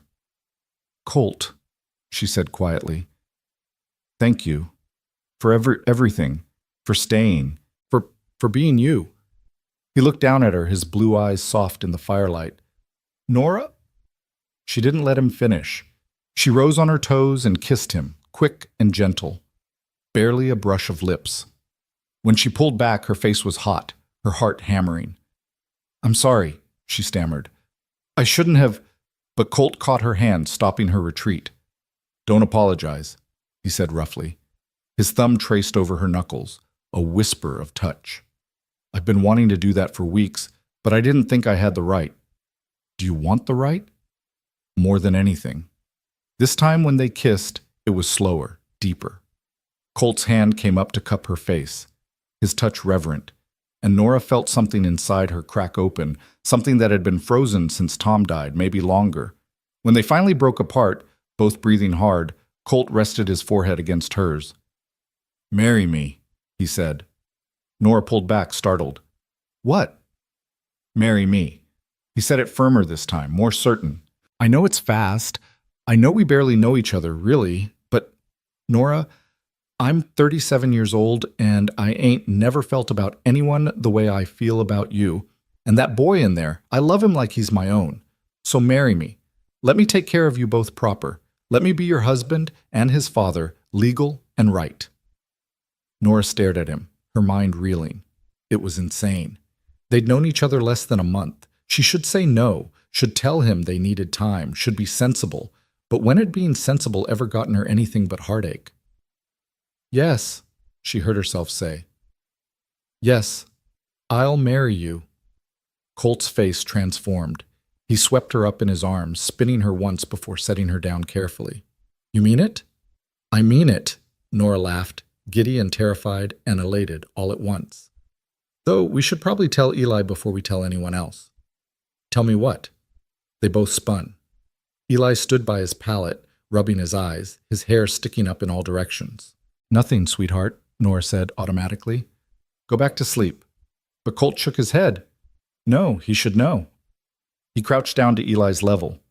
Your mama and I are getting married. That means I'll be your pa, legal and proper. That all right with you? Eli's eyes went wide as dinner plates. Really? Really? You're going to stay forever? That's the plan. Eli let out a whoop that probably woke every animal within a mile and threw himself at Colt, then at Nora, then at them both together. They stood there in the firelight, the three of them wrapped in each other's arms, and Nora felt tears streaming down her face. They were tears of joy. The next morning, Colt rode into town alone. He came back hours later with a silver ring, nothing fancy, just a simple band that had belonged to his mother, and a date set with the circuit preacher for the first Sunday in January. It'll be quiet, he warned. Just us and whoever the preacher brings as witnesses. Unless you want more? Nora shook her head. Quiet is perfect. The weeks between Christmas and New Year passed in a strange, dreamlike haze. Colt continued working on the property, but now he worked with a different energy, the energy of a man building his own home, not just helping someone else with theirs. He talked about adding a room onto the cabin, about putting in a proper window on the east wall to catch the morning light, about a dozen small improvements that would make their life easier. Their life. Not hers. Theirs. Nora caught herself watching him constantly, still half afraid he'd disappear like smoke. But every morning he was there, and every night he kissed her goodnight before heading to his camp by the creek, proper and respectful, even though they both knew that would change soon. On New Year's Eve, they sat up late together while Eli slept. The cabin was warm, the fire crackling, and outside the world was silver with moonlight on snow. You nervous? Colt asked, his arm around her shoulders as they sat together on the bench. Terrified, Nora admitted. Are you? Scared witless. He smiled. But in a good way, like standing at the edge of something big and knowing you got to jump. What if we fail? The question came out small. What if this doesn't work? Colt turned to face her, his expression serious. Then we'll figure it out together. But Nora, I ain't planning on failing. I'm planning on waking up next to you for the next 50 years. I'm planning on watching Eli grow up into a good man. I'm planning on building a life here that's worth living. He touched her face gently. And I'm planning on loving you every day I got left. It was the first time he'd said the word love. Nora's breath caught. You love me? Yeah, Colt said simply. I do. Probably did from the moment I saw you standing outside that store too proud to beg. You got under my skin, Nora Hayes. And I don't want you out. Nora kissed him, pouring 3 years of loneliness and fear and desperate hope into it. When they broke apart, she whispered against his lips, I love you too. God help me. I do. God ain't got nothing to do with it, Colt murmured. This is just us. Making a choice. Choosing each other. They sat together until the fire burned to embers, holding each other in the dark. And outside the old year gave way to the new. 1884 dawned cold and clear, full of promise and possibility. On the first Sunday of January, they dressed in their best clothes, which wasn't saying much. Nora wore her only good dress, dark blue and carefully mended. Eli had been scrubbed until he shined, his hair slicked down with water. And Colt wore a clean shirt and vest, his hat in his hands, his face freshly shaven. They rode together to the small church in Sheridan, Nora's stomach churning with nerves. She'd expected the church to be empty, but to her surprise, a dozen people waited outside. Jensen from the trading post, a few ranch hands Colt had worked with, and even Mrs. Patterson, an elderly widow who'd always been kind to her. Thought you might want some witnesses, Jensen said, grinning his gap-toothed grin. Congratulations, Ms. Hayes. Nora's eyes burned. Thank you. All of you. The ceremony itself was simple. The preacher, an aging man named Reverend Collins, spoke about commitment and faith, about the sanctity of marriage and the importance of family. He asked them to make their vows before God and these witnesses, and when Colt said, "I do," his voice was steady and sure. When it was Nora's turn, she looked into his blue eyes and thought about everything that had brought them here. The hunger, the fear, the desperate hope, the impossible kindness of a stranger who'd become everything. "I do," she said, and meant it with her whole heart. Colt slipped the silver ring onto her finger and she felt the weight of it settle like a promise. Then the preacher pronounced them husband and wife, and Colt kissed her in front of everyone, gentle and reverent, and someone cheered. Afterward, Jensen produced a bottle of whiskey, and they toasted on the church steps, ignoring the scandalized looks from a few passing townspeople. Nora didn't care. She was married. She had a husband who loved her, and a son who was beaming so hard his face might split. They were a family. As they rode back to the cabin, their cabin now, together, Eli chattered endlessly about the ceremony, about how Colt looked like a real gentleman, about how Mama looked pretty. Nora leaned against her new husband's shoulder, feeling the solid warmth of him, and thought about the strange path that had brought them here. A month ago, she'd been starving and desperate, turned away from the last store in town. Now she was married to a good man who'd given her back her hope. "Happy?" Colt murmured, his arm around her waist. "Terrified," Nora admitted, "but yes, happy." "Good." He kissed the top of her head. "Because this is just the beginning." And watching the sun sink toward the mountains, painting the snow in shades of rose and gold, Nora finally let herself believe it. This was just the beginning. The cabin felt different that first night as husband and wife, though nothing physical had changed. Eli had fallen asleep almost the moment his head hit the pillow, exhausted from excitement, and now lay curled in his loft with the blanket pulled to his chin. Below, Nora stood by the fire, suddenly nervous in a way she hadn't been since she was 16. Colt moved quietly behind her, banking the coals for the night. She could feel his presence like a physical thing, warm and solid, and her heart hammered against her ribs. "Nora," he said softly. She turned. He stood there in the firelight, his shirt sleeves rolled up, his expression gentle and patient. "We don't have to," he started. I know this happened fast. If you need time," Nora crossed the small space between them and kissed him, cutting off his careful words. When she pulled back, she kept her hands on his chest, feeling his heart beating as hard as hers. "I don't need time," she whispered. "I need you." Something flickered in his eyes. Relief, desire, tenderness all mixed together. He cupped her face in his work-roughened hands and kissed her properly, deeply, and Nora felt the last of her fear dissolve. This was right. This was real. What happened after was gentle and unhurried, two people learning each other in the soft darkness, and when Nora finally fell asleep in her husband's arms, she slept without nightmares for the first time in 3 years. Morning came cold and bright.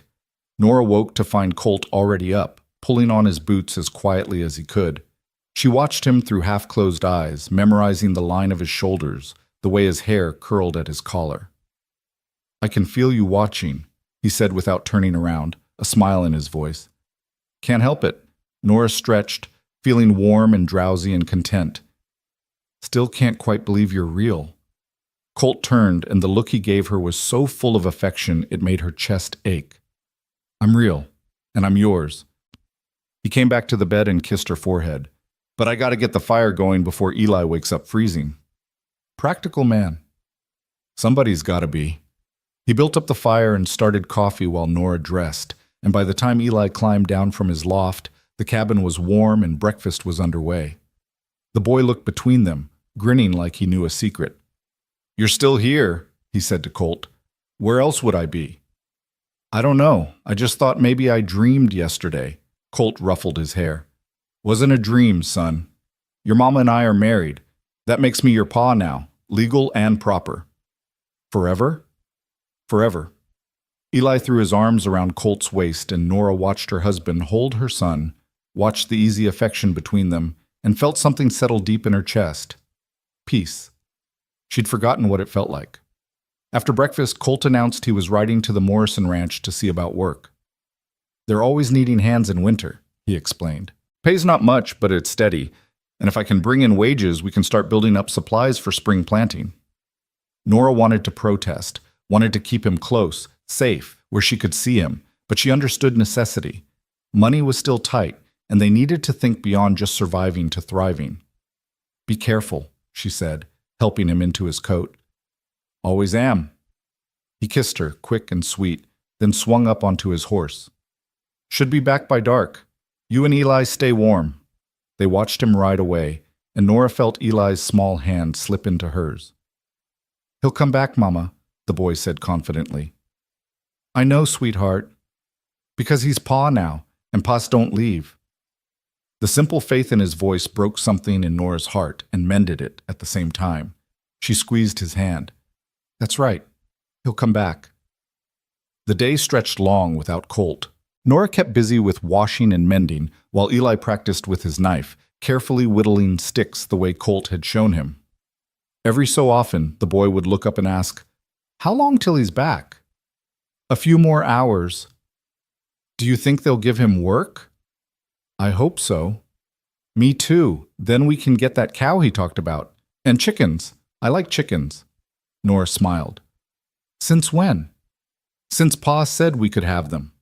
The casual use of Pa still made Nora's throat tight. Eli had taken to it so naturally, as if Colt had always been there, and maybe in some way he had. Maybe they'd been waiting for him without knowing it. The sun was sinking toward the mountains when they heard hoofbeats. Eli flew to the window. He's back, Mama! He's back! And he was, riding through the winter twilight with something that might have been satisfaction on his face. Nora stepped onto the porch, her heart lifting at the sight of him. Well?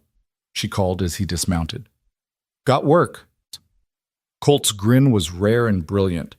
Morrison himself was there, remembered me from a job I did 5 years back. Said any man who could break a horse without breaking its spirit was worth hiring. $3 a week, plus I can bring home any game I shoot on the property.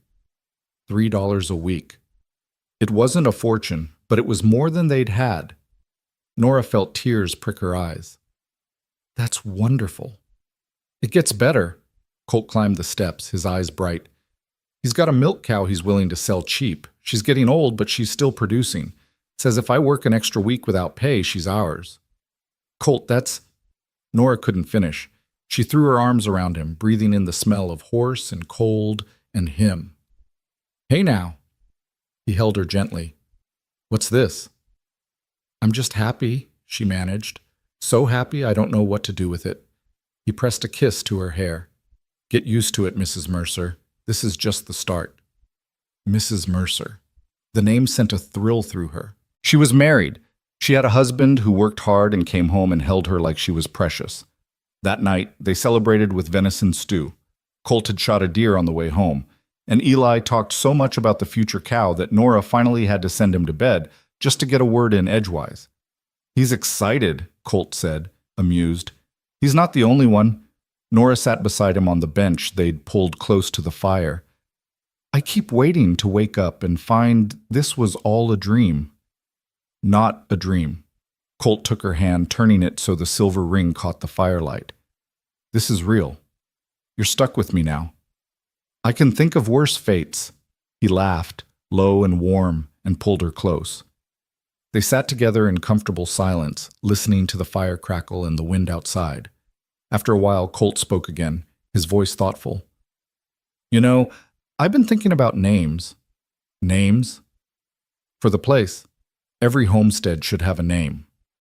He gestured vaguely at the cabin, the land beyond. Something that means something. Nora considered. What did you have in mind? Haven't decided yet. Thought maybe you should choose.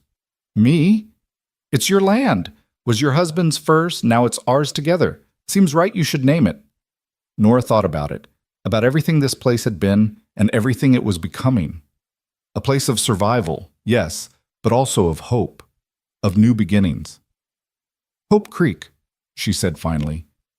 Because the creek runs through it, and because... She paused, searching for words. Because this is where I learned to hope again. Colt was quiet for a moment, then nodded slowly. Hope Creek, I like that. He squeezed her hand. Hope Creek it is. They kissed in the firelight, sealing the name like a promise, and outside the wind sang through the valley that was becoming home. The days that followed fell into a rhythm that felt almost like normal life. Colt left before dawn each morning to work at the Morrison Ranch, riding through cold and sometimes snow to put in long hours breaking horses and mending fences. He came home after dark, tired but satisfied, and always with stories for Eli about the horses he'd worked with or the men he'd met. Nora kept the home fires burning, literally and figuratively. She cooked and cleaned and mended, and when she had time, she started working on a quilt from scraps of fabric Colt had brought home.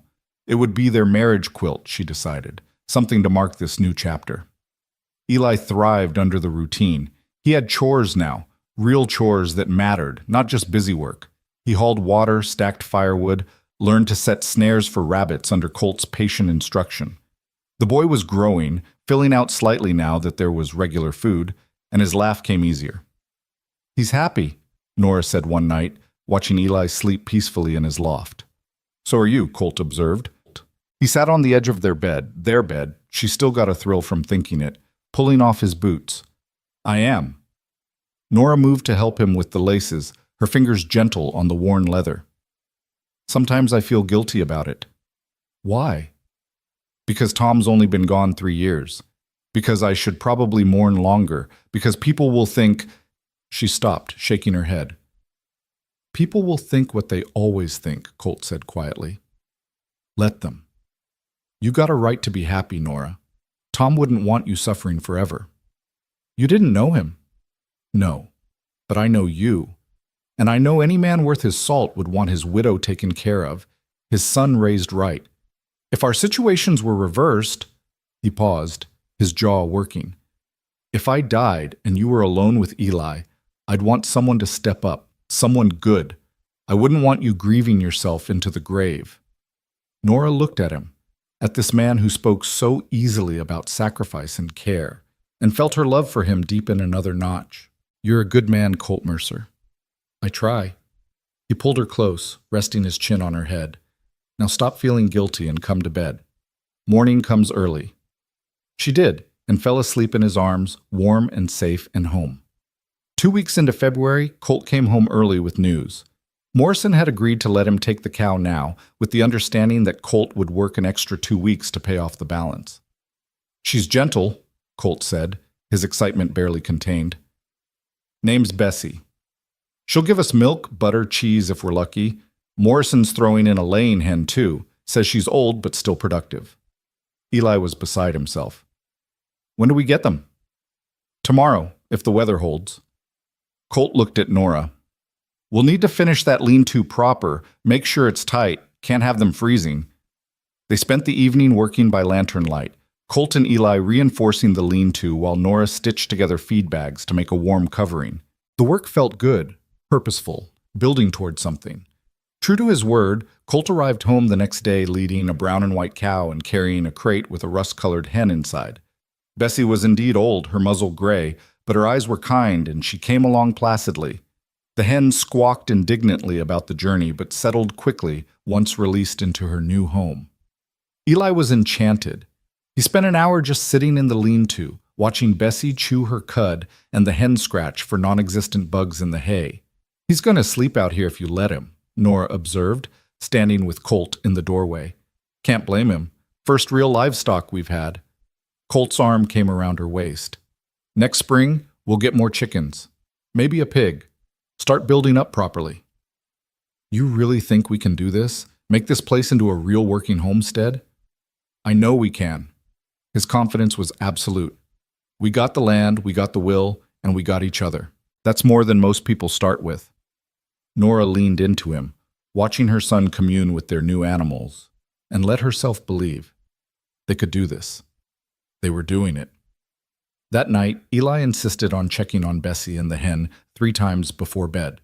Each time, Colt patiently accompanied him, showing him how to make sure they had fresh water, that the lean-to was secure against predators.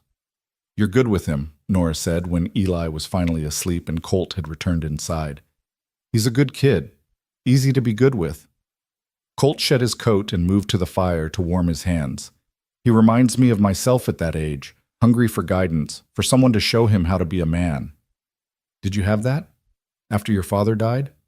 Colt was quiet for a moment. For a while. That ranch foreman I told you about, he taught me a lot. Taught me that being a man wasn't about being hard or cruel. It was about being steady, keeping your word, doing what's right even when it's difficult. He looked at her. I try to pass that on to Eli. He worships you. He shouldn't. I'm just doing what any decent man would. That's where you're wrong. Nora came to stand beside him. Most men wouldn't have stopped that day in town. Most men wouldn't have stayed. Most men... Her voice caught. Most men aren't you. Colt turned to face her, his expression serious. I'm not perfect, Nora. I got a temper when pushed. I'm stubborn as a mule about some things. I can't read or write more than my name. I ain't educated or refined. I don't want educated or refined. Nora put her hand on his chest, feeling his heartbeat steady beneath her palm. I want you exactly as you are. He pulled her close and kissed her, deep and thorough, and for a long moment the world narrowed to just the two of them, the fire crackling, the night beyond the walls. When they finally broke apart, Colt rested his forehead against hers. I love you, he said quietly. Don't think I say it enough, but I do. You and that boy, you're everything to me. I love you too, Nora whispered. So much it scares me sometimes. Don't be scared. His hands cupped her face, gentle despite their calluses. I ain't going anywhere. You're stuck with me. Promise? Promise. They stood together in the firelight, holding each other against the cold, and Nora felt the last of her fear finally release its grip. He wasn't leaving. He was here, solid and real and hers. March arrived with brief hints of thaw, though winter wasn't ready to relinquish its hold yet. Colt continued working at the Morrison Ranch, and the steady wages were building up a small cushion of savings. They had enough now for seed in spring, maybe even enough for lumber to add that extra room Colt wanted. Life felt almost comfortable, which should have been a blessing. But Nora had learned that comfort often preceded trouble. It came on a cold afternoon when Colt was at work, and Eli was outside checking on Bessie. Nora heard horses and looked up to see 3 riders approaching. Her stomach dropped when she recognized them, Frank Dawson, Pete Riley, and a man she didn't know, hard-faced and mean-looking. She stepped onto the porch, wiping her hands on her apron, trying to project calm she didn't feel. Mrs. Mercer, Dawson said, and the way he said her married name made it sound like an insult. Heard you had a wedding. Congratulations. Thank you. What can I do for you, gentlemen? Just wanted to check on you. Riley's smile was oily. Make sure everything's proper. Everything's fine. My husband will be home soon, if you'd like to speak with him. Oh, we know where your husband is. The third man spoke for the first time, his voice rough. Working for Morrison, making $3 a week. That's not much to support a family on. Nora's spine stiffened. We manage. Do you? Dawson leaned forward in his saddle. See, the thing is, Nora, folks in town are concerned. A widow marrying some drifter nobody knows, rushing into it. Colt's not a drifter. He's a ranch hand with steady work. For now. The third man spat tobacco juice. But what happens when Morrison don't need him no more? What happens when he gets restless and moves on? You thought about that? He's not going anywhere. That's what they all say. Riley's voice was falsely sympathetic. Look, we're just trying to help. There's men in town, good men with property and prospects, who'd court you proper if you were available. I'm not available. I'm married. Marriages can be annulled, the third man said bluntly. Especially when they're rushed, especially when there's questions about the circumstances. Nora's blood went cold. What are you suggesting? Just that if you want it out, there's ways, and there's men who'd be happy to step in, respectable men. Get off my property, Nora's voice shook with rage. Right now. Now, Nora, I said get off my property.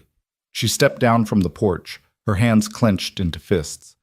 I'm married to Colt Mercer by choice, before God and witnesses. And if you or anyone else has a problem with that, you can take it up with him directly. But you don't come to my home and insult him when he's not here to defend himself. That's cowardice. Dawson's face darkened. You're making a mistake. The only mistake I'm making is wasting time talking to you. Leave, now. For a moment, she thought they'd refuse. Then Eli emerged from the lean-to, carrying his small knife like a weapon, his young face fierce. You heard my mama, he said, his voice high but brave. Leave our land. The third man laughed. Got yourself a fierce little protector there, Nora. His name is Mrs. Mercer, Eli said firmly. And this is our land, all of ours. So get out. Something in the child's bravery seemed to amuse them. Dawson shook his head, still smirking. All right then, we'll go. But you remember what we said, Nora. When that husband of yours shows his true colors, don't say we didn't warn you. They turned their horses and rode off, and Nora stood shaking, watching until they disappeared over the rise. Then her legs gave out, and she sat down hard on the porch steps. Eli ran to her. Mama, are you all right? I'm fine, baby. She pulled him close, breathing hard. You were very brave. They were mean. Yes, they were. Pa's not going to leave, is he? The fear in his voice broke her heart. No, sweetheart, he's not. Promise? I promise. But even as she said it, a small voice in the back of her mind whispered doubts. What if they were right? What if Colt did get restless? What if she'd trusted too much, too fast? She crushed the thoughts down ruthlessly. She'd made her choice. She'd chosen Colt, and he'd chosen her. And she wouldn't let poisonous gossip undo that. When Colt came home that evening, she told him everything. His face grew progressively darker as she spoke, and by the time she finished, his hands were clenched so tight his knuckles were white. They came here, he said, his voice dangerously quiet. They came to our home and threatened you. They didn't threaten exactly. They implied I'd leave, that you should annul our marriage. That's a threat, Nora. He stood abruptly, pacing. I should ride into town right now. No. Nora caught his arm. That's what they want. They want you to lose your temper, to do something stupid so they can prove you're dangerous. I am dangerous when it comes to you and Eli. I know, but please, don't give them ammunition. She pulled him to face her. We know the truth. We know you're staying. That's what matters. Colt's jaw worked. After a long moment, he pulled her into his arms, holding her tight. I'm not leaving, he said fiercely. I don't care what they say or do. I'm not leaving you. Ever. I know. Do you? He pulled back to look at her. Because if there's even a shred of doubt, there's not. Nora said it firmly and realized it was true. The doubts had lasted maybe 5 minutes before she'd dismissed them. I trust you, Colt, completely. Some of the tension left his shoulders. Good, because I meant every word of those vows. For better or worse, richer or poorer, I'm yours. And I'm yours. They held each other in the firelight while Eli watched from his loft. And outside the wind howled, but inside they were safe. Together. The incident with Dawson and his friends cast a shadow over the next few weeks, but life continued. Colt worked, Nora kept house, Eli grew. Bessie produced milk faithfully, and the hen laid eggs almost every day. They were building something real, a life, a home, a future. In late March, the first real thaw came. Snow melted in rushing streams, and the creek swelled with runoff. The valley began to show hints of green, and birds returned, filling the air with song. Spring, Nora said one morning, standing on the porch and breathing in air that smelled of mud and growing things. Almost. Colt came up behind her, slipping his arms around her waist. Another few weeks and we can start planting. I've been talking to Morrison about getting seed. He'll let me have some at cost. What should we plant? Corn, definitely. Beans, squash if we can manage it. Potatoes. Those will keep us fed through next winter. He rested his chin on her head. This time next year, we'll have a full cellar and a garden that's thriving. You watch. Nora leaned back against him, letting herself imagine it. A garden full of vegetables. Shelves stocked with preserves. Maybe more chickens, another cow. A real homestead, productive and sustainable. I believe you, she said softly. Good. They stood together watching the sun rise over the mountains, painting the valley in shades of pink and gold, and Nora thought about how far they'd come. 4 months ago, she'd been standing outside Thornton's store, starving and desperate. Now she was married to a good man, her son was thriving, and they had a future stretching out before them. It wasn't perfect. Money was still tight, the cabin still leaked when it rained hard, and the townspeople still whispered. But they had each other, and that was enough. More than enough. That night, after Eli was asleep, Colt pulled something from his pocket and handed it to Nora. "What's this?" She unfolded the paper carefully. It was a deed, official and legal, with both their names written in careful script. "Had Morrison's lawyer draw it up," Colt explained. "The land's in both our names now, legal and proper. If anything happens to me, don't say that." "Nora," his voice was gentle but firm, "if anything happens to me, I need to know you and Eli are taken care of. This way, the land is yours free and clear. Nobody can take it from you."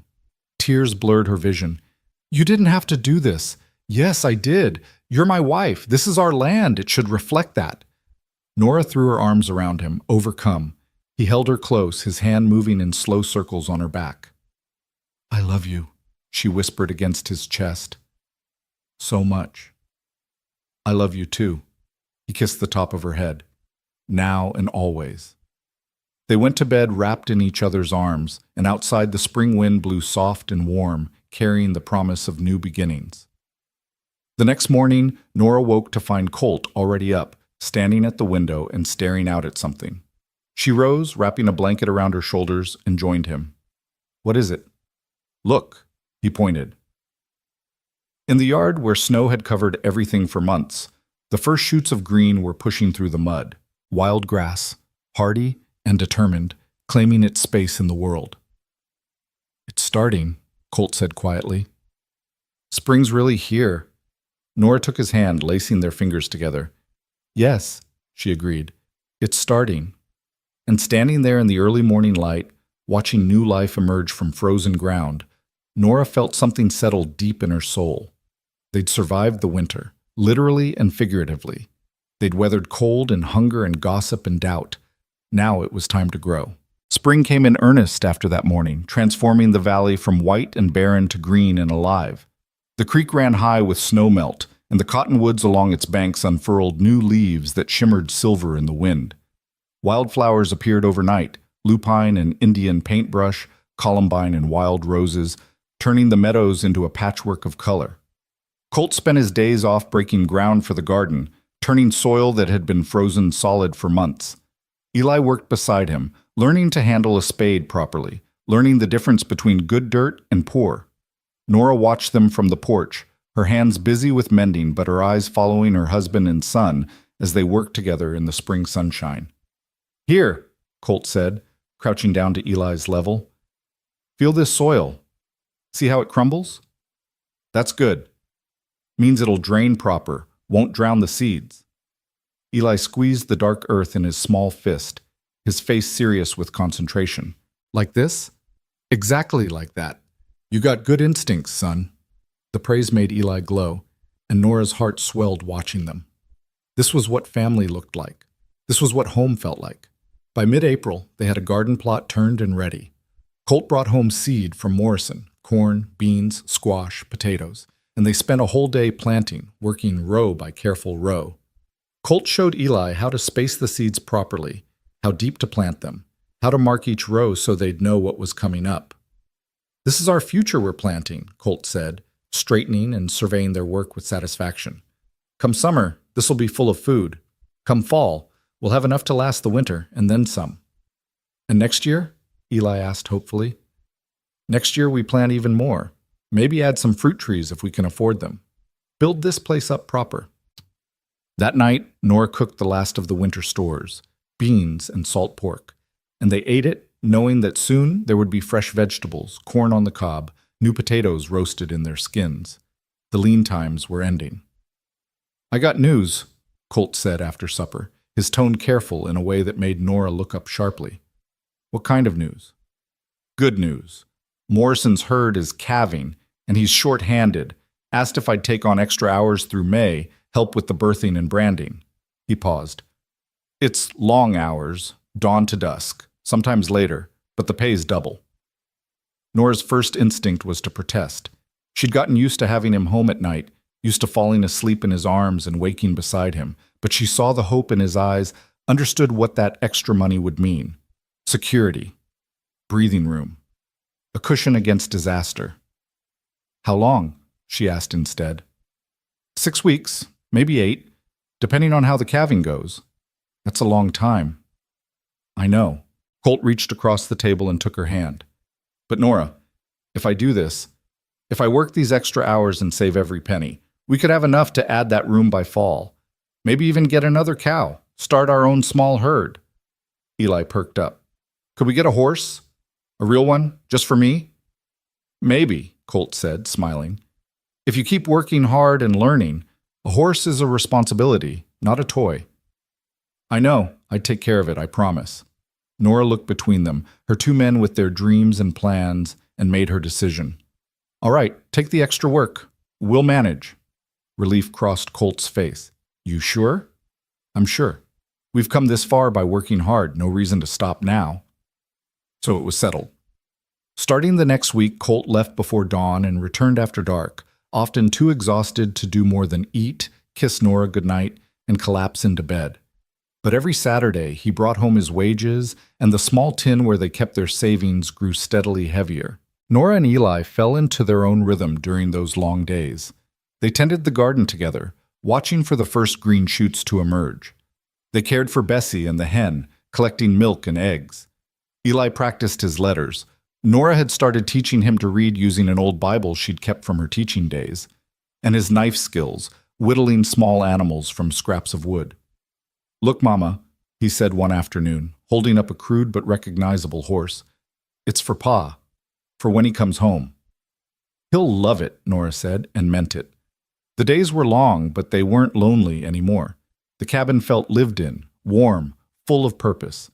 And every night when Colt came home, no matter how tired he was, he made time to listen to Eli's stories about the day, to examine whatever the boy had made or learned, to kiss Nora like she was precious. How much longer? Nora asked one night in early May, curled against Colt's side in their bed. 3 more weeks? Maybe 4. His arm tightened around her. I know it's hard. It's not hard, Nora interrupted. I mean, I miss you. But I understand why you're doing it, and I'm proud of you. She felt him relax slightly. I miss you too. Miss being here during the day, seeing Eli learn things, working on the place with you. It's temporary, and it's worth it. Yeah. He pressed a kiss to her forehead. It is. They fell asleep like that, wrapped together, and Nora dreamed of a future where money wasn't so tight, where they could breathe easy, where the only worry was whether it would rain enough for the crops. In mid-May, the garden began to produce in earnest. Tender lettuce leaves, radishes bright and crisp, peas that Eli ate straight from the vine. Nora made salads for the first time in months, and the fresh greens tasted like victory. It's working, Eli said, kneeling in the dirt and examining a bean plant with its first tiny pods forming. Pa said it would, and it is. Your pa's a smart man. The smartest. Eli looked up at her, his face earnest beneath the too long hair that needed cutting. Mama, are we rich now? Nora laughed. No, sweetheart, we're not rich. But we got food and animals, and Pa's making money. That seems pretty rich. Out of the mouths of children, Nora thought. By the standards of 4 months ago, they were rich beyond measure. You're right, she said, ruffling his hair. We are pretty rich. The boy beamed and went back to examining his beans, and Nora stood there in the spring sunshine, feeling wealthy in ways that had nothing to do with money. The trouble when it came started small. Colt came home one evening in late May looking troubled, his usual easy smile absent. What's wrong? Nora asked immediately. Probably nothing, but he didn't sound convinced. Had some visitors at the ranch today, Dawson and Riley nosing around asking Morrison questions about me. Nora's stomach dropped. What kind of questions? Where I came from, how long I planned to stay, whether I had any trouble in my past. Colt shed his coat and hung it carefully on the peg, his movements controlled. Morrison sent them packing, told them my business was my own, but it bothers me that they're still sniffing around. They want you to leave. Yeah, or they want to find something they can use against us. He turned to face her. Nora, I need you to tell me, is there anything about Tom's death, about the homestead claim, anything that could cause us legal trouble? Nora thought hard. The claim lapsed because I couldn't prove up the land, couldn't work it and improve it like the law required. But that's not illegal, just failed. And Tom's death was clean. Army documented everything, sent his pay and pension until it ran out. There's nothing shady. Good. Because if they're digging, I want to make sure there's nothing to find. He pulled her close, resting his chin on her head. I won't let them hurt you or Eli, whatever it takes. I know. But as she held him, Nora felt the old fear stirring again. They'd built something good here, something worth protecting, and there were people who wanted to tear it down. The next incident came a week later. Nora had taken Eli into town for supplies. A rare trip, but necessary. They'd kept to themselves, avoiding eye contact, just wanting to get what they needed and leave. But as they were loading their purchases into the wagon, Martha Cunningham approached. Nora, she said, her voice dripping false concern. How are you managing? We never see you in church anymore. We're managing fine, thank you. And your husband? He's still around? Nora's jaw tightened. My husband is working at the Morrison Ranch, as you well know. Oh, of course, Martha's smile was pure poison. It's just that people talk. They say he's been asking around about land prices, about claims available in Montana. Makes one wonder if he's planning to move on. It was a lie. Had to be a lie. But the words hit Nora like a fist. That's not true, isn't it? Well, I'm sure you know your own husband's mind. Martha's expression suggested she thought otherwise. I just worry about you, dear, and poor little Eli. It would be such a shame if history repeated itself. First one husband gone, then another. My husband isn't going anywhere, Nora said, her voice shaking with rage. And even if he were, it would be none of your concern. Now, if you'll excuse us, we have work to do. She climbed onto the wagon, pulled Eli up beside her, and drove away without looking back. But Martha's words echoed in her head all the way home, poisonous and insidious. When Colt came home that night, she told him everything. His face went dark with anger. That's a damned lie, he said flatly. I haven't asked about any land. I haven't even thought about Montana except to be glad I'm not there. I know. But Colt, they're spreading rumors, trying to turn people against us, or make me doubt you, or I don't know what they want. They want me gone and you desperate enough to accept help from one of their respectable men. Colt's voice was hard. They want to erase me from the picture. That's not going to happen. No, it's not. He took her hands, his grip firm and steady. Nora, look at me. I'm not going to Montana. I'm not going anywhere.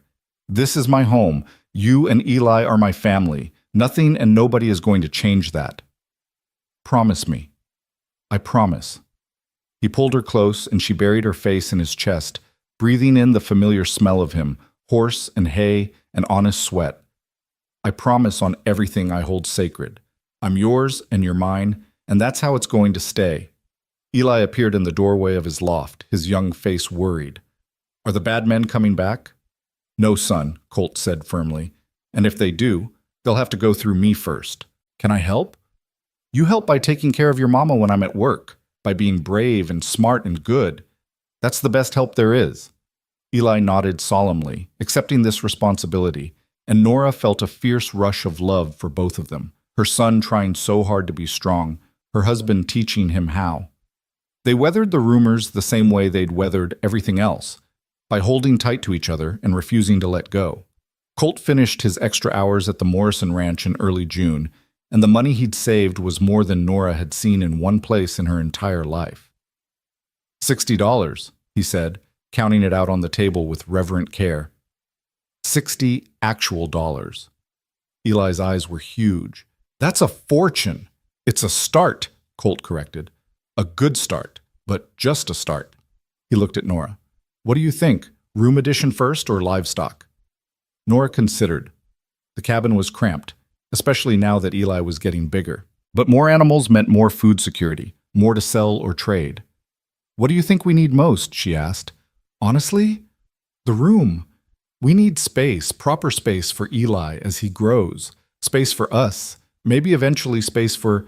He stopped, color rising in his cheeks. For what? Nora asked, though she thought she knew. For more children, if that's something you want.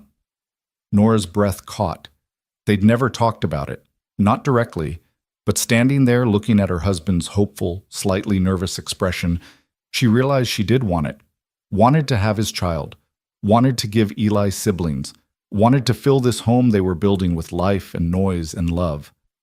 I want that, she said softly. Colt's face lit up like sunrise. He crossed to her and cupped her face in his hands, kissing her thoroughly.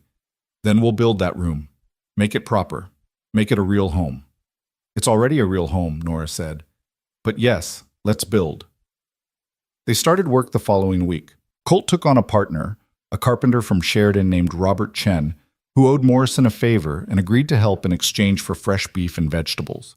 Together, they framed out an addition on the east side of the cabin, 12 feet by 12 feet that would serve as a bedroom for Eli, giving the main room back to Colt and Nora. Watching the structure take shape was surreal. Nora stood in the yard, hand shading her eyes, watching her husband work shirtless in the summer heat, his muscles moving beneath sun-bronzed skin, and thought about how impossible this would have seemed 6 months ago. You're staring, Eli observed, coming to stand beside her. I'm admiring the construction. You're staring at Pa, Eli corrected, grinning. It's okay. He stares at you too when you're not looking. Nora felt her face heat. Go check on Bessie, she said, trying to sound stern and failing completely. The boy laughed and ran off, and Nora went back to staring, admiring, watching her husband build their future one board at a time. The room was finished by mid-July, complete with a real window, proper door, and enough space for a bed, a chest, and room for Eli to play. The boy was ecstatic, immediately claiming it as his domain and arranging his few possessions with careful pride. This is the best room ever, he declared, standing in the middle and turning in a slow circle. I'm glad you like it, son. Colt stood in the doorway, dusty and tired, but smiling. You earned it, working as hard as you did this spring. Can I really sleep here, tonight? It's your room. You can sleep here every night. Eli threw his arms around Colt, then ran to hug Nora, then back to Colt, unable to contain his joy. Watching him, Nora felt tears sting her eyes. Her son had gone from a half-starved child living in desperate poverty to a healthy, happy boy with his own room and a father who loved him. The transformation was miraculous. That night, after Eli was settled in his new room and finally asleep from excitement, Colt and Nora lay together in their own bed, enjoying the privacy for the first time since they'd married. This is nice, Nora murmured, her head on his chest. Having space. Being able to talk without worrying about waking him. Among other things, she could hear the smile in Colt's voice. Among other things, she agreed, smiling herself. They made love slowly, leisurely, taking their time now that they had the luxury of privacy, and afterward lay tangled together, drowsy and content. Nora? Colt's voice was soft in the darkness. I'm happy. Really happy. I didn't think I'd ever feel like this, but I do. Nora lifted her head to look at him. Like what? Like I belong somewhere. Like I'm part of something that matters. He stroked her hair, his touch gentle. Like I'm home. You are home, Nora said firmly. This is your home. We're your home. I know, and that's... His voice caught. That's everything. They held each other in the dark. Two people who'd found each other in the most unlikely way, and Nora thought about how strange life was. 6 months ago, she'd been starving. Now she was lying in her husband's arms, her son safe and happy in the next room, planning for a future that stretched out bright and full of promise. Thank you, she whispered. For what? For stopping that day in town, for not walking away, for staying when you could have left, for choosing us. Colt pulled her closer. Best decision I ever made. August brought the full heat of summer and the first real harvest from their garden. Corn ripened on the stalks, beans hung heavy on the vines, squash sprawled across the ground, producing fruit faster than they could eat it. Nora spent her days preserving and canning, putting up food for winter, and the shelves in the cabin began to fill with jars of beans and corn and pickles. "Look at all this," Eli said one evening, surveying the growing collection with pride. "We're not going to be hungry this winter." "No, son," Colt agreed. "We're not." It was a promise they could keep now. Between the garden, Bessie's milk, the eggs from their 3 chickens, they'd acquired 2 more, and Colt's steady wages, they had enough. Not luxury, not wealth, but enough. And enough felt like everything. In early September, Morrison approached Colt with an offer. One of his hands was retiring, and he wanted Colt to take over as head wrangler, a permanent position with better pay, and a small house on the ranch property if they wanted it. "I told him I'd have to talk to you first," Colt said that evening, laying out the details. "It's more money, $5 a week, and it's permanent. But it means more responsibility, longer hours sometimes. And the house, it's bigger than this place, newer, but it's not ours. We'd be living on Morrison's land." Nora thought about it. More money would be security they'd never had. But this cabin, this land, it was theirs. They'd bled for it, worked for it, built it up from nothing. "What do you want to do?" she asked. "I want whatever you want." Colt took her hand. "This is our decision, Nora. Together. Could we keep this place? Keep improving it, maybe rent the Morrison house temporarily while we build up our own homestead?" Colt's eyes lit up. "That's smart thinking. Morrison might go for that. We'd be on hand for emergencies, but we'd still have our own place. I could talk to him." "Do it." Morrison agreed to the arrangement, and by October they had moved into a small but comfortable house on ranch property while keeping Hope Creek as their own. It was strange at first, living in a place with real glass windows, a proper stove, wooden floors instead of packed earth. But they filled it with their presence, made it feel like home even knowing it was temporary. The real home was still the cabin by the creek, where they'd survived the worst winter of their lives and come out stronger. That would always be home. Winter came again, but this year they barely noticed the cold.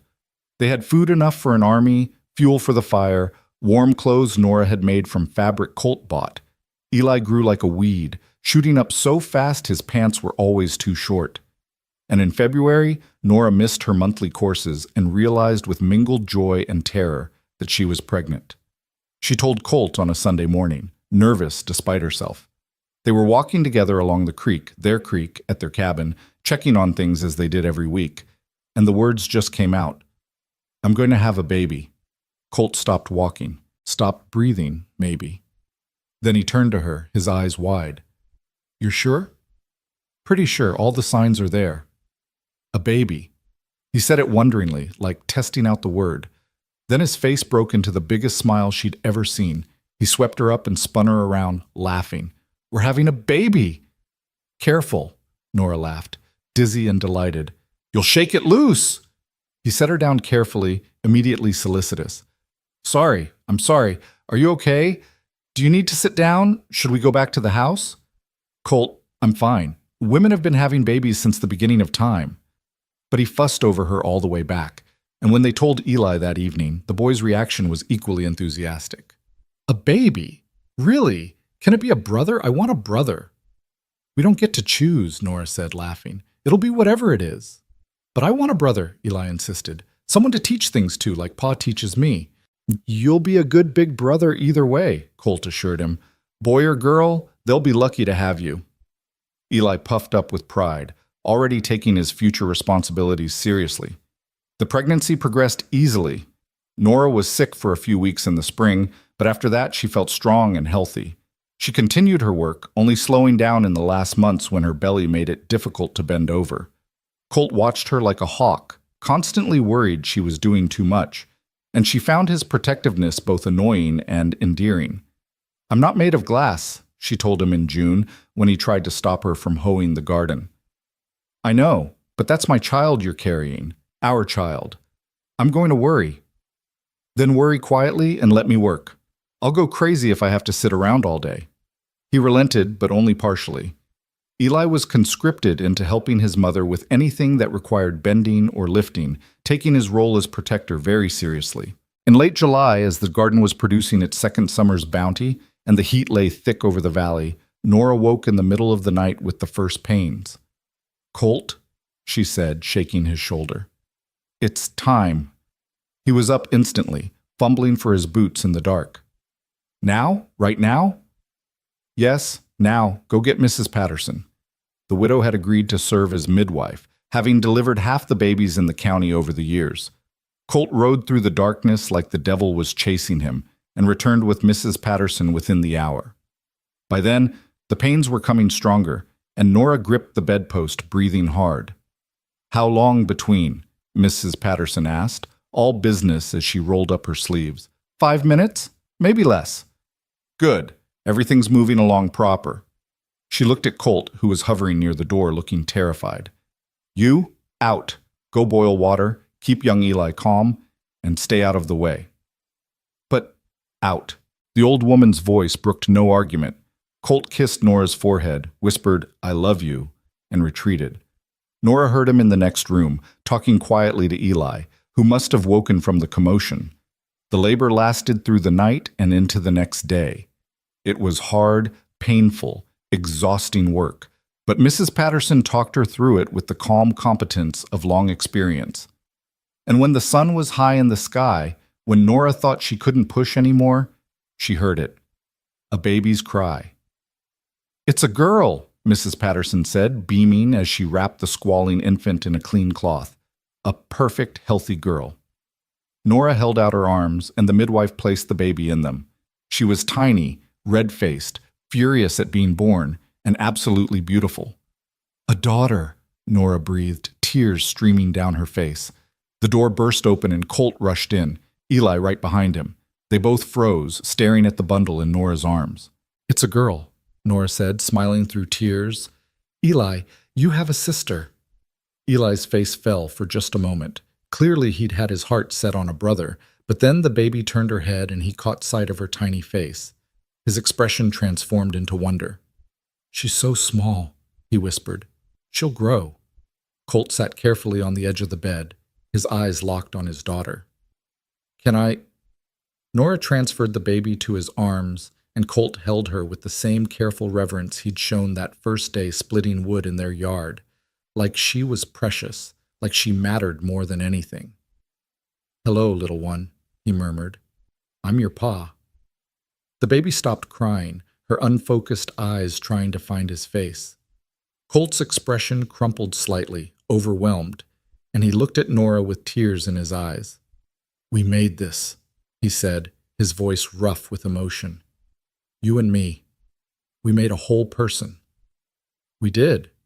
"What should we name her?" Eli asked, peering at his sister with intense interest. Nora and Colt looked at each other. They'd talked about names but never settled on one. "Hope," Nora said suddenly. "Her name should be Hope." Colt smiled, understanding immediately. "Hope Mercer, after the place where we found each other." "Hope," Eli tested out the name. "I like it. Hi, Hope. I'm your big brother, and I'm going to teach you everything." The baby made a small noise, and they all laughed, the sound filling the small house with joy. Mrs. Patterson finished cleaning up and took her leave, promising to check back in a few days. After she left, the four of them, Colt, Nora, Eli, and tiny Hope, sat together in the afternoon light, becoming a family all over again. "Thank you," Colt said quietly, his eyes on Nora. "For what?" "For her, for Eli, for this." He gestured vaguely at everything, the house, the life they'd built, the impossible journey that had brought them here. For taking a chance on a stranger who showed up with nothing but good intentions. "Those good intentions changed everything," Nora said softly. "No." Colt shifted Hope carefully, then reached for Nora's hand. "You changed everything. You and your courage and your willingness to hope, when you had every reason not to. You saved me, Nora, not the other way around." Tears spilled down Nora's cheeks. "We saved each other." "Yeah," Colt agreed, his voice thick. "I guess we did." They sat like that as the sun tracked across the sky, holding their children, holding each other, holding on to the life they'd built from nothing but hope and hard work and stubborn love. Outside, the valley stretched green and gold in the summer light. The garden was full, the animals were healthy, and Hope Creek waited for them, their land, their home, their future. It had been 10 months since a starving widow was turned away from the last store in town. 10 months since a stranger said 3 words that changed everything. Ride with me. 10 months and a lifetime. Nora looked at her husband, this good, steady man who'd kept every promise he'd ever made, and thought about that December day. How cold it had been, how desperate she'd felt, how impossible hope had seemed. "What are you thinking about?" Colt asked, catching her expression. "That day in town, when you first spoke to me." "What about it?" "I was so scared," Nora admitted, "so afraid to trust you, afraid you'd leave, afraid you'd hurt us, afraid to hope." "But you took the chance anyway." "I did." She squeezed his hand. "Best decision I ever made." Colt smiled, that rare, brilliant smile that transformed his face. "Mine too." Eli, who'd been quiet, suddenly spoke up. "Pa? Yeah, son? You're not ever going to leave, right? Even now that Hope's here and we're all together?" The question carried the weight of a 7-year-old's lingering fears. Colt set Hope carefully in her makeshift cradle and pulled Eli close. "Listen to me," he said seriously. "I gave my word I'd stay, and I meant it. But more than that, I want to stay. This is my family. You're my son. Hope's my daughter. Your mama's my wife. This is where I belong. Understand?" "Yes, sir." "Good. Because I'm going to be here for every birthday, every Christmas, every scraped knee and bad dream and good day. I'm going to be here when you're grown with kids of your own. I'm not going anywhere, Eli. That's a promise." Eli hugged him tight, and Nora watched her 2 men, one grown, one growing, and felt a peace so profound it almost hurt. They stayed together as evening came on, reluctant to break the spell of this perfect day. Eventually, Nora dozed, exhausted from labor, and woke to find Colt sitting by the window with Hope in his arms, rocking her gently while Eli slept on the floor nearby. "You should rest," she murmured. "I will. Just wanted to hold her a little longer." He looked down at the sleeping baby. "She's perfect, Nora. Absolutely perfect." "She is. They both are." "Yeah." He glanced at Eli, sprawled in sleep the way only children could. "We did good." "We did."